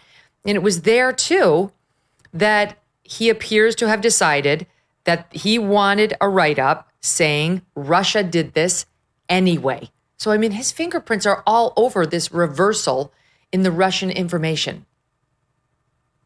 Obama, to me, was pretty malleable. So I don't know to what extent this is Obama running the show or just Obama standing down to John Brennan and Hillary Clinton. But regardless, Obama's fingerprints are on this. And if you look at the timeline, September 12th, we now know, this has just come out from Tulsi Gabbard, NSA, FBI say they have low confidence in the Russia hacking leak allegation. Okay, October 7th, even though that's the view of the FBI and the NSA, Obama gets the Department of Homeland Security and the director of the National Intelligence to put out a statement saying the intelligence community has high confidence that Russia is behind the hacking, contradicting what the FBI and the NSA were concluding. And let me just pause you there. Just hold that thought, because we do have the Obama soundbite here. Well, it's former Department of Homeland Security Secretary Jay Johnson talking about Obama approving that statement that Russia was behind the DNC hack, even though he knew that there was at best a low confidence assessment to that effect. Correct. Here it is in SOT 55 when Jay Johnson testified before the House Intelligence Committee. On October 7th, we issued a very clear declaration based upon what we knew at the time, that the Russian government was behind the hacks of the DNC. The October 7th statement was an administration statement. That was the result of an intelligence community assessment. The president approved the statement. I know he wanted us to make the statement. So that was very definitely a statement by the United States government, not just Jim Clapper and me. But he doesn't reveal that the intelligence that had been given to Obama was low confidence, and then somehow Obama interferes and we wind up with a high confidence assessment that they did this, and it does not appear any additional information was received to change it from low to high. And that latter point about no additional information being received, that's now documented in the House Intelligence Committee report that's just been released by Tulsi Gabbard, where they say the only new intelligence that came in, their words are, it's quote, paltry. So most of the intelligence that was produced for the ISA was collected before the election at a time when the FBI and the NSA were saying that they had low confidence. And yeah, Jay Johnson's saying there this was an administration document. He's saying it speaks in the name of the intelligence community, but that's false, because the two premier agencies that were best placed to assess this, the FBI and the NSA, they were dissenting on the allegation that Jay Johnson and Obama put out publicly. And by the way, meanwhile, and the recent CIA review by John Ratcliffe made this point, other key intelligence agencies were excluded altogether. So the Defense Intelligence Agency of the Pentagon and the State Department's Intelligence Bureau, the INR, they were completely excluded from the process. And the CIA review by Ratcliffe noted that this was odd, especially if you're talking about the actions of an adversary, Russia. Why are you excluding the Pentagon's intelligence agency and the State Department, which would presumably have a lot to contribute? So you have overruling and ignoring the dissenting view of the NSA and the dissenting view of the NSA and the FBI, and completely excluding the Pentagon and the State Department. Wow. Okay. Well, we'll put a pin in that one and see, because it also does raise questions. If the FBI actually wanted to help participate in a Hillary Clinton lie that Russia interfered, then why would they have been coming forward saying, we don't think they hacked the DNC. We only have low confidence, and we're gonna dissent from anything that tries to pin it on them? Well, I can answer that because look, at the time they were relying on CrowdStrike to investigate the DNC server hacking, and CrowdStrike wasn't cooperating. And I suspect, obviously someone like Peter Strzok, who was the lead FBI agent on Crossfire Hurricane, he was all on board with framing Trump as a Russian agent. There's text messages of him disparaging Trump voters, his bias, and also talking about the Russians as, effing savages. So, his view is pretty clear. Not everybody in the FBI was on board with this. And I think what happened with Comey is this. So Comey, after Trump wins, he gets blamed because of his handling of the Clinton email investigation when he came out right before the election and talked about the FBI going back into the laptop and uncovering the Anthony Weiner stuff. So Comey is under a lot of fire now from the Clinton wing. And so I think Comey, being the sycophant that he is, decided just to completely shift gears and go along with anything that was asked of him. And that's why we now learn he was pushing for the Steele dossier to be included in the intelligence community assessment. And funnily enough, I mean, maybe this is a coincidence, but at that December 9th meeting between Obama and his top principals, where all of a sudden the narrative really shifts. So, James Clapper's there, John Brennan is there, Susan Rice is there, but representing the FBI and the NSA are not the respective heads of the FBI and the NSA. James Comey and Mike Rogers were not there at that meeting. The FBI was represented by Andrew McCabe, who was a hardcore Russiagator. He's the one who, in May of 2017, opened up a new probe of Trump while he was a sitting president as a potential Russian asset. So McCabe is there, not Comey, and the head of the NSA, Mike Rogers, also is not there. And maybe that's just a coincidence that the heads of these dissenting agencies weren't there, or maybe they weren't there and they were told basically in their absence afterwards to fall in line. And that's at least what I think Comey did. Wow. Just to clarify, Obama wasn't personally there, but his chief of staff, Dennis McDonough, was there at that meeting at his behest. And we have many officials on record after the fact saying these are the orders that they were given were per the president's request. I mean, it was very clear that McDonough was speaking for Obama and that Obama was on board with the change in intelligence or the representation of the intelligence, which did not look anything like the actual intelligence that they had. Okay, there's a couple things I want to get to. These Pod Save America guys have been running cover for Obama since the story broke. They're crapping all over it. They think people like you, like me, like Matt are completely irresponsible. I'm going to give you a flavor for it and let you respond. SOP 50. Do you think they can will this scandal into existence just by repeating treasonous coup and false narrative and manipulated intelligence over and over again? I don't think we should call this a scandal. Like, I don't even know what else to call it, like a crock of shit. Like, it's not a scandal. Suggests that there was an allegation of something. There was a at least credible allegation of something. There is they can't even explain the allegation. It makes no sense. This is the most easily debunked thing in the world. And the shortest way I would do that is, how could it possibly be that Obama was trying to steal the election from Trump when during the election, the FBI was investigating Trump and told no one, but the FBI instead announced an investigation of Hillary Clinton 3 weeks before the election? It's all part of the plan, Dan. Yeah, it's so stupid. Thoughts on that one, Aaron? First of all, it's not true that the investigation into Trump and Russia was suppressed. It came out in the New York Times shortly before the election. So that's not even true. And yeah, they couldn't say very much because they didn't have anything. It was a scam. And I think they were still putting together exactly what kind of conspiracy theory they wanted to go with and what aspects of it, because Trump was being framed as a Russian asset. And so, yes, and the point is, whatever they did before the election, after the election, they ran with this and they basically sabotaged Trump's incoming presidency before it even began. They released an intelligence assessment saying that basically Trump was the product of Russian interference. They sabotaged his cabinet by going after Mike Flynn. And they, through leaks to credulous media stenographers, they basically painted this picture that Trump was being controlled by Vladimir Putin. And they made the Steele dossier look credible. So sure, you can say maybe Obama wasn't trying to tip the scales for Trump in the election, but certainly other people were. John Brennan was. John Brennan was briefing members of Congress in August, trying to basically say that Russia was backing Trump. And that's why you had letters from Harry Reid to Obama demanding that Obama put out there what he knew about Russian meddling in the election. So even if Obama wasn't trying to help Hillary Clinton out with this, he was allowing it to happen by having a CIA and an FBI help frame Trump as a Russian agent. And he was briefed back in July by Brennan that Russia was aware of a plot to frame Trump. So really what Obama should have done is called all this out and said, like, we can't have a baseless investigation, which the FBI had already launched and had massive consequences way into Trump's first term. Sure did. By the way, that first guy on there was John Favreau of Pod Save America, who has said he really, really, really wants to debate somebody on this issue. And I mean, you're the perfect guy. I'd be happy to host it here. Has he invited you to go on his show to actually have the debate he claims he so desperately wants? No, I've never been invited by any prominent proponent of the Russiagate controversy because like you can't. It doesn't stand up to scrutiny. And that's the problem here. This was a propaganda campaign. You know, people make fun of QAnon and all the conspiracy theories around QAnon. This was Blue Anon.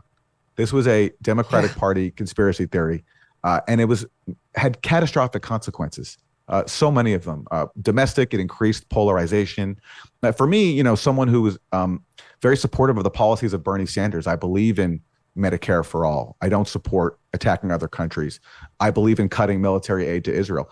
After 2016, that would have been a great chance for Bernie Sanders to take control of the party and say, unlike Trump, I'm a genuine populist alternative. Like Trump appealed to working class people. I actually have policies that can actually benefit them.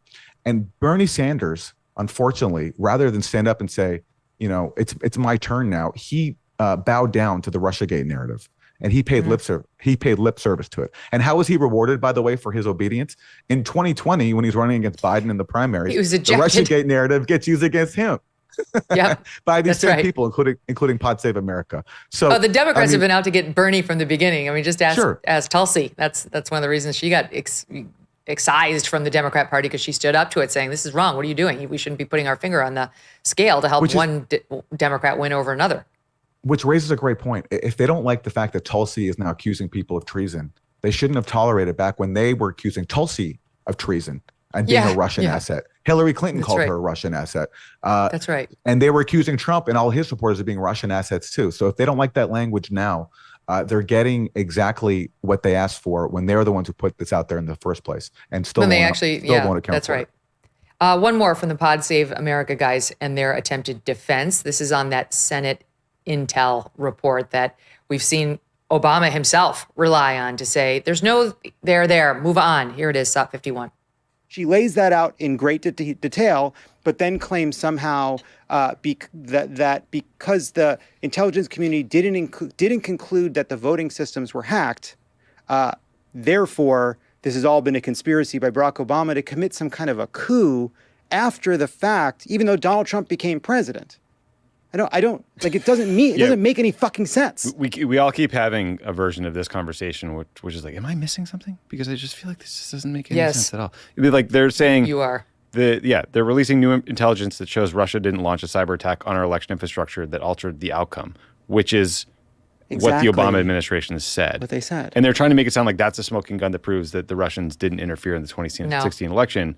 But as you mentioned at the top, we know that they did, in part because the Senate Intelligence Committee, then led by Marco Rubio, now the Secretary of State, conducted a 3-year investigation that determined Russia waged an aggressive effort to interfere in our election. Okay, so that the entire 2/3 of that was just a straw man, misstating Tulsi's argument, your argument, everyone's argument. No one's saying the ultimate PDB or intelligence community assessment needed to say that the Russians hacked election machines. No one is saying that, or it's not even about the election machines. It's about all the other things that we've been discussing, and they're straw manning it. But the Senate Intel Committee report, can you speak to that? Yeah, just last point on the point about the election hacking. Tulsi and her team, I think, made a narrative mistake in focusing on the intelligence that found there was no Russian hacking of election infrastructure. But as you say, it's also a complete straw man, because what the intelligence she released also shows is that the FBI and NSA were, again, relying on Steele dossier, lying about it. John Brennan told Congress it was not a part of the intelligence community assessment. It was. And also critically, they buried the low confidence assessment that the FBI and the NSA made in the Russian hacking leaking allegation. And that's not something I've ever seen Pod Save America or any other Russiagate adhering media outlet address. And so until they address that, they just cannot dismiss this as nothing, because what they're doing is simply cherry picking a conflation that Tulsi made and ignoring the actual real revelations here. On the issue of the Senate Intelligence Committee, if you read that report, there is so much that they either missed on purpose or weren't aware of. So if you look at the House Intelligence Committee report that we've just got, they talk about the fact that intelligence was cherry-picked. They talk about the fact that the U.S. had intelligence that Putin didn't care who won the election, and that was all cherry-picked. Either the Senate Intelligence Committee had that same access. Either the Senate Intelligence Committee either had the same access and just simply ignored it, or they didn't have the access. Either way, the point is the fact that we're still learning new revelations now from HIPSI shows that the Senate Intelligence Committee didn't do its job, and therefore, why should we take their word seriously. All they really cared about on the Republican side was disproving collusion, and they did. I think they just ignored the Russian interference side. But now, thankfully, from this Hipsey report and more disclosures, we're learning the truth that was suppressed. So to continue and to correct myself, this guy writes for the New Republic. His name is Michael Tomasky, and he was on Morning Joe this morning discussing this whole storyline. And here's his take on it. The question is, how much does Trump mean this? We don't really know. But by God, if he means it, there's every reason to suspect that they will go out and do it. And by do it, you mean they will indict former President Obama for something? Something. Something for what? I mean, what would they indict that's him a good question. And I was discussing this with a friend who is a former prosecutor, and he said, yeah, but where are they going to find a witness, who's willing to say that Obama did something illegal? How are they going to actually prosecute the case? And I said, fair point, but in this instance, maybe that isn't really even the point. The point's retribution, the point's revenge, the point is the besmirching of Obama's character, and so on and so on. Okay, and he's very upset about that. He doesn't want that at all. And they had him on to discuss the article that he had posted earlier today, right? Is today the 27th or 28th? Or yesterday, earlier on the 28th. And here's what he wrote. On planet Earth, Obama cannot be indicted, but we live on planet Trump. The attempted persecution of a former president is both a dangerous line to cross and an expression of this failed administration. He's very upset about the attempted persecution of a former president. It's a dangerous line to cross. It took me about 10 seconds to see what this same guy wrote when Donald Trump was indicted by Alvin Bragg, also a former president, and here's how that went. The title was The Trump Indictment. He's had it coming for years. He writes, this is historic, he goes on. He even uses the planet Earth line, only here it goes as follows. On planet Earth, this means Trump singularly may have, even he is still presumed innocent, violated laws and norms that everyone else has followed. The bottom line here, and the one big thing that we know above all else, Donald Trump has had this coming for years. This feels like justice coming. And he ended with this. They have to revere the law, these former presidents. This has been a given throughout our history until Trump. Then he goes off on a tangent about Nixon. Goes on. Only Trump knows and respects no law. He got away with what was in the inherently sleazy business. He got away with it when he was in the inherently sleazy business of slapping his name on casinos. But the presidency of the United States is not an inherently sleazy business, or at least it's not supposed to be. Trump made it that. If there's any justice left in this country, he will die in a jumpsuit that matches his cratered skin.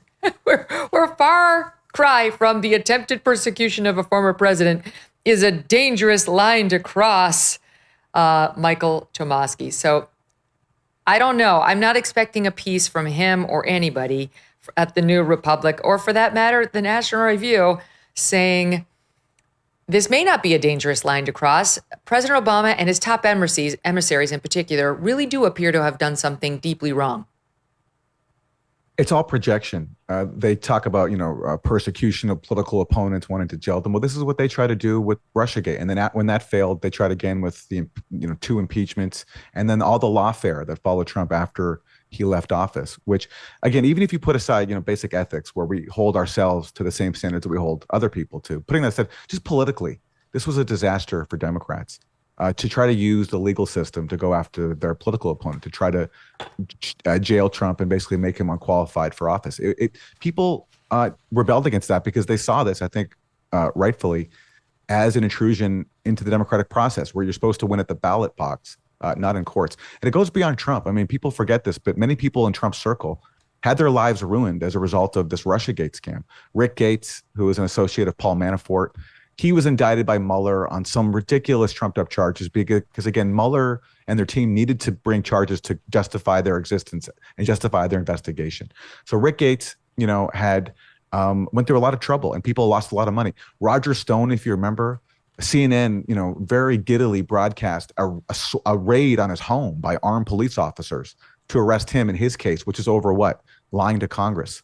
Who else lied to Congress? We now know that John Brennan lied to Congress when he got up and said the Steele dossier played no role in the intelligence community assessment, when we know from the available evidence that in fact it did. And John Brennan even pushed to have it included in the intelligence community assessment. So they've normalized this climate now where, people are going to be persecuted. And unlike with Russiagate fraudsters actually have something to be concerned about because, John Brennan, I think, committed perjury. Wait, was it here? This is May 23rd, 2017, in front of the House Intel Committee. John Brennan, SOT 58. Do you know if the Bureau ever relied on the Steele dossier as part of any court filings, applications, petitions, pleadings? I have no awareness. Did the CIA rely on it? No. Why not? Because we didn't. It wasn't part of the corpus of intelligence information that we had. It was not in any way used as a basis for the intelligence community assessment that was done. It was not. Was that it, Aaron? Yeah, that's it. And so that's just not true. It was used as the basis for the intelligence community assessment. It's referenced in the body of the ICA, we now know, because it was declassified by Tulsi Gabbard. And the footnote is an annex which has the Steele dossier. So it's just not true that it wasn't used. And if you look at the language about Putin aspiring to help Trump, and it mirrors a lot of the Steele dossier. So even if we didn't know from the documents that the Steele dossier was used, it was pretty apparent, especially when you also understand that the FBI was using the Steele dossier to get surveillance warrants on Carter Page and using it for investigative leads. So John Brennan has exposed himself here to a perjury case. And unlike the perjury cases in Russiagate, this actually is consequential and it's substantive. And all those cases back then were cheered on. Like, with if you remember this, with every indictment of George Papadopoulos and Michael Flynn and Rick Gates and Paul Manafort, media loved this. Everyone was giddy over this, and because they felt as if Mueller was getting closer and closer to the secret Trump-Russia conspiracy. In real life, it was just political lawfare to make a fake investigation that was aimed at framing a campaign as Russian assets look credible. And so anybody who decries now accountability for that, has no leg to stand on. And by the way, I think we should oppose this equally, no matter who's doing it. So I'm personally opposed to the Trump administration criminalizing free speech because they don't like what student protesters are saying about Israel. But the Russiagate playbook was to normalize that, to say that the government can go after people if they deem to be spreading disinformation or acting on behalf of a foreign power, even when there's no evidence whatsoever. Mm-hmm. The CIA director, current, John Ratcliffe, spoke to what might be the potential charges in this? Because that's the big question, right? Question mark. Tulsi used the word treason. That's very, very hard to prove. You basically have to be like working to undermine the United States with or have turned on the United States with a foreign government. But there are a bunch of other charges that could potentially be brought by the DOJ to which she's made a referral. And so they're reviewing that right now. Now, that testimony by John Brennan is dated 2017. And it's been more than 5 years. The federal statute of limitations on perjury is 5 years. But we had Mike Davis, who's very close to the administration. He runs the Article 3 project, which is basically kind of like MAGA law. They've been right about a lot, saying there's really no statute of limitations that would stop us from bringing conspiracy claims. And that could envelop Brennan's statement. That could have been part of the conspiracy. Perjury charges, like the statute of limitations gets told, meaning it won't start running if the person who lied did something to make it impossible or near impossible for people to unearth the lie, like taking maybe the House intelligence report that put the lie to what he said and burying it in a safe in a vault at Langley to the point where it took a presidential intervention years later to actually get it out and figure out whether there's a lie. But having said all that, but that's on Trump too, because Kash Patel tried to get that report released during Trump's first term, and Trump listened instead to William Barr and Gina Haspel, who did not want that released. So Trump has some responsibility there as well. That's awful. Did not know that. Okay, here's CIA Director Ratcliffe. This is on Fox News Sunday, speaking to the potential charges. SOT 40. John Brennan testified to Congress, and so did Hillary Clinton, within 5 years. I think it was in 2020, right, and then again in 2021. Are those statute of limitations still live? What hasn't come out yet, and what's going to come out, is the underlying intelligence that will come out in the John Durham report classified annex. And what that intelligence shows, Maria, is that part of this was a Hillary Clinton plan, but part of it was an FBI plan to be an accelerant to that fake Steele dossier. And you're right, Maria. John Brennan testified to John Durham in August of 2020. He also testified to the House Oversight Committee in 2022. Hillary Clinton testified before John Durham under oath in 2022. James Comey testified before the Senate committee in September 2020. All of that's within the last 5 years. And much of that testimony is, frankly, completely inconsistent with what our underlying intelligence that is about to be declassified in the Durham Annex. That's very interesting. And I just want to note, he mentioned September 2020. One of those other dates was August 2020 in connection with the Durham investigation. If those dates are operative and they're basing any sort of potential perjury charge or other charge on those dates, we could see indictments within the next 32 days because the statute is about to run and they have a deadline they have to get it in under. And we're almost there, Aaron. Yeah, we are. And can I make a point about media? The media here has an opportunity to question these key figures if they wanted to. John Brennan is an analyst at MSNBC, and he's been interviewed now multiple times ever since Tulsi Gabbard's documents were released. MSNBC has never asked him about his testimony to Congress that the Steele dossier was not used for the intelligence community assessment, when that's just an obvious question. You told Congress one thing. This is what the documents say, that you relied on the Steele dossier. And in fact, Brennan fought to have it included because the quote was, according to one CIA official, that John Brennan said it just feels right, which meant it felt right to the conspiracy theory that he was pursuing as part of a plot to frame Trump. Can I show you something, Aaron? Please. Can I show you something? I got to show you something. So John Brennan did go on MSNBC just the other day with Jen Psaki. This is last Wednesday. And the questioning was so pathetic. We did a montage of it. Because this is the entirety of what she asked him. Watch this, 44. I know you have been through a lot, but this is still a lot. What did I miss that people should understand here? Don't you think the timing is around the Epstein files and changing the subject? I mean, I was there just responsible for releasing things, not any of this. And President Obama wanted to make sure people understood, as you just said, and this is not something that the Russians see through a partisan lens, in the sense of they could do it again many times. So everybody should have this information, which I think is important to know. Director Brennan, I'm so grateful that you were here. You never shy away from telling your story. Oh, God, is it over, Aaron? Oh.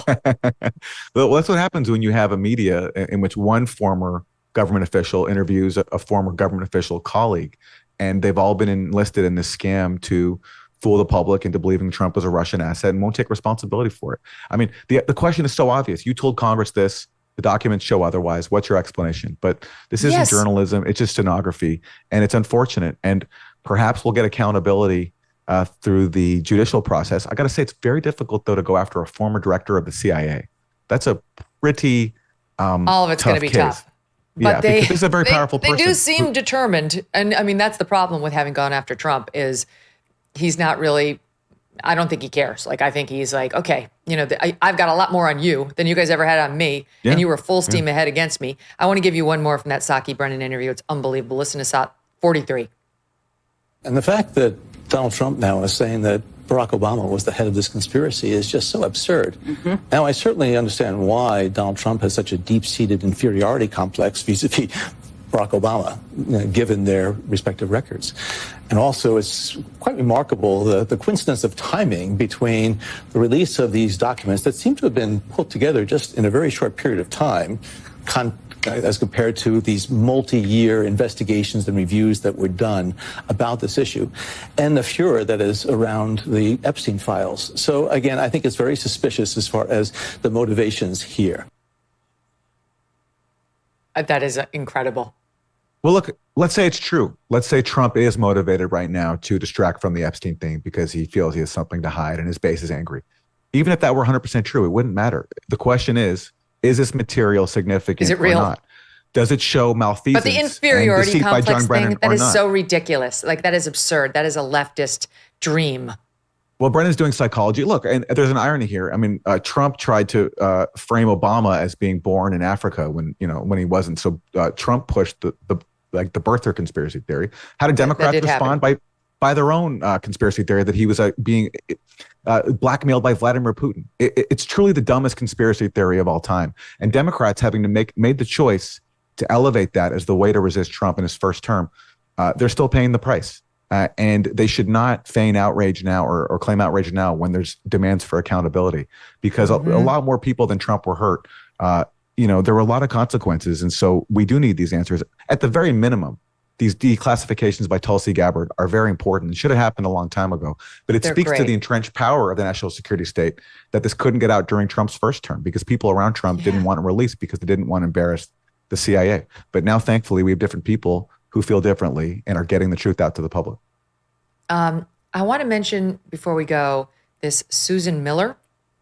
Have you seen her? She's sort of surfacing around this whole thing. And Susan Miller is a retired CIA spy who says she led the team that helped draft that controversial 2016 U.S. intelligence community assessment on Russian election meddling. I think the one that ultimately hit in 2017, in January 2017.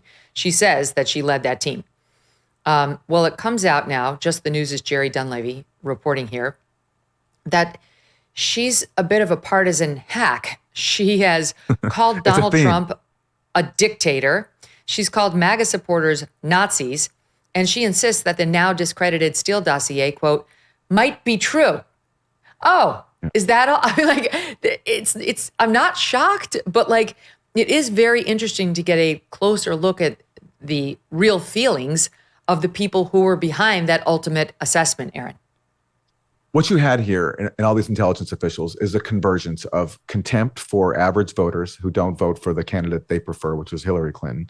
We saw that with Peter Strzok and Lisa Page making fun of MAGA voters who go to Walmart, just making fun of people. James Clapper, he talked about how, in his view, Russians are genetically predisposed to deceit. So he holds a bigoted view towards Russians. And he said, I'm a Cold Warrior. And also he has a record, as I talked about earlier in the main interview, that in his book, he admitted to fabricating intelligence for the Iraq WMD hoax. So you have a convergence of people who have contempt for average voters, the entitlement to believe that they can meddle in an election, and a real a real just hatred of Russia and a real aversion to talk about cooperation with Russia. It all converged here into this massive scam. And I'm not surprised at all to learn that yet one more official was afflicted by this. And so partisan hackery is a recurring theme throughout this. I mean, Peter Strzok, there's that text message where he tells Lisa Page, don't worry, we're going to stop Trump. And basically the Russia investigation is an insurance policy against him. I mean, for some reason, we're supposed to take these people seriously and take their investigation seriously. When let me just give you one on this Susan Miller. So they, to their credit, the folks at Just the News reached out to her, and her response was long, but I'll give you part of it. First, she says, your comments are mean-spirited and uninformed. She doesn't like that they're, and by the way, their request for comment was so straightforward. They actually weren't mean-spirited at all. She didn't like it.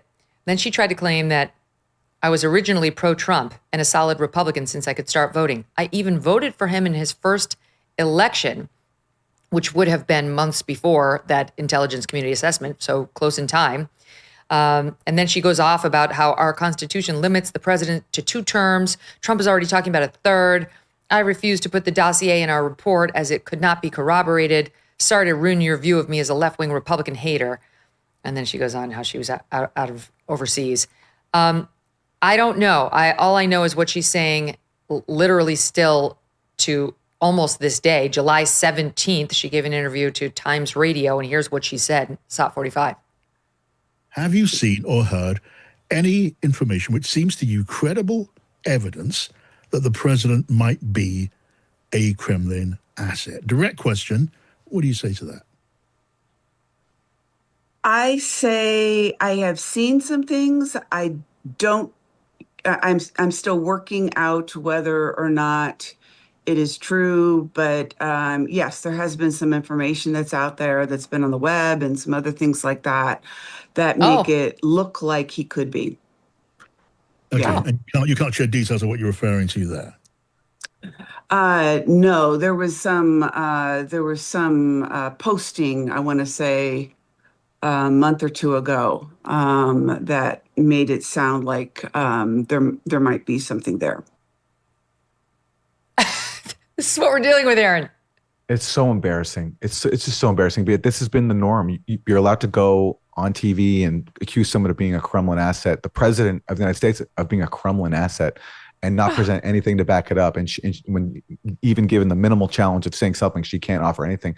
Adam Schiff kept saying he had seen secret evidence of Trump-Russia collusion, which he wasn't allowed to divulge. And he went on establishment networks and kept saying that. And the only time I've ever seen him subjected to actual real journalistic scrutiny was when he went on The View, and a conservative guest co-host actually challenged him on this and destroyed him, because this was the first time that Adam Schiff had actually been challenged to, substantiate his allegation that Trump was committing treason, including with Russia.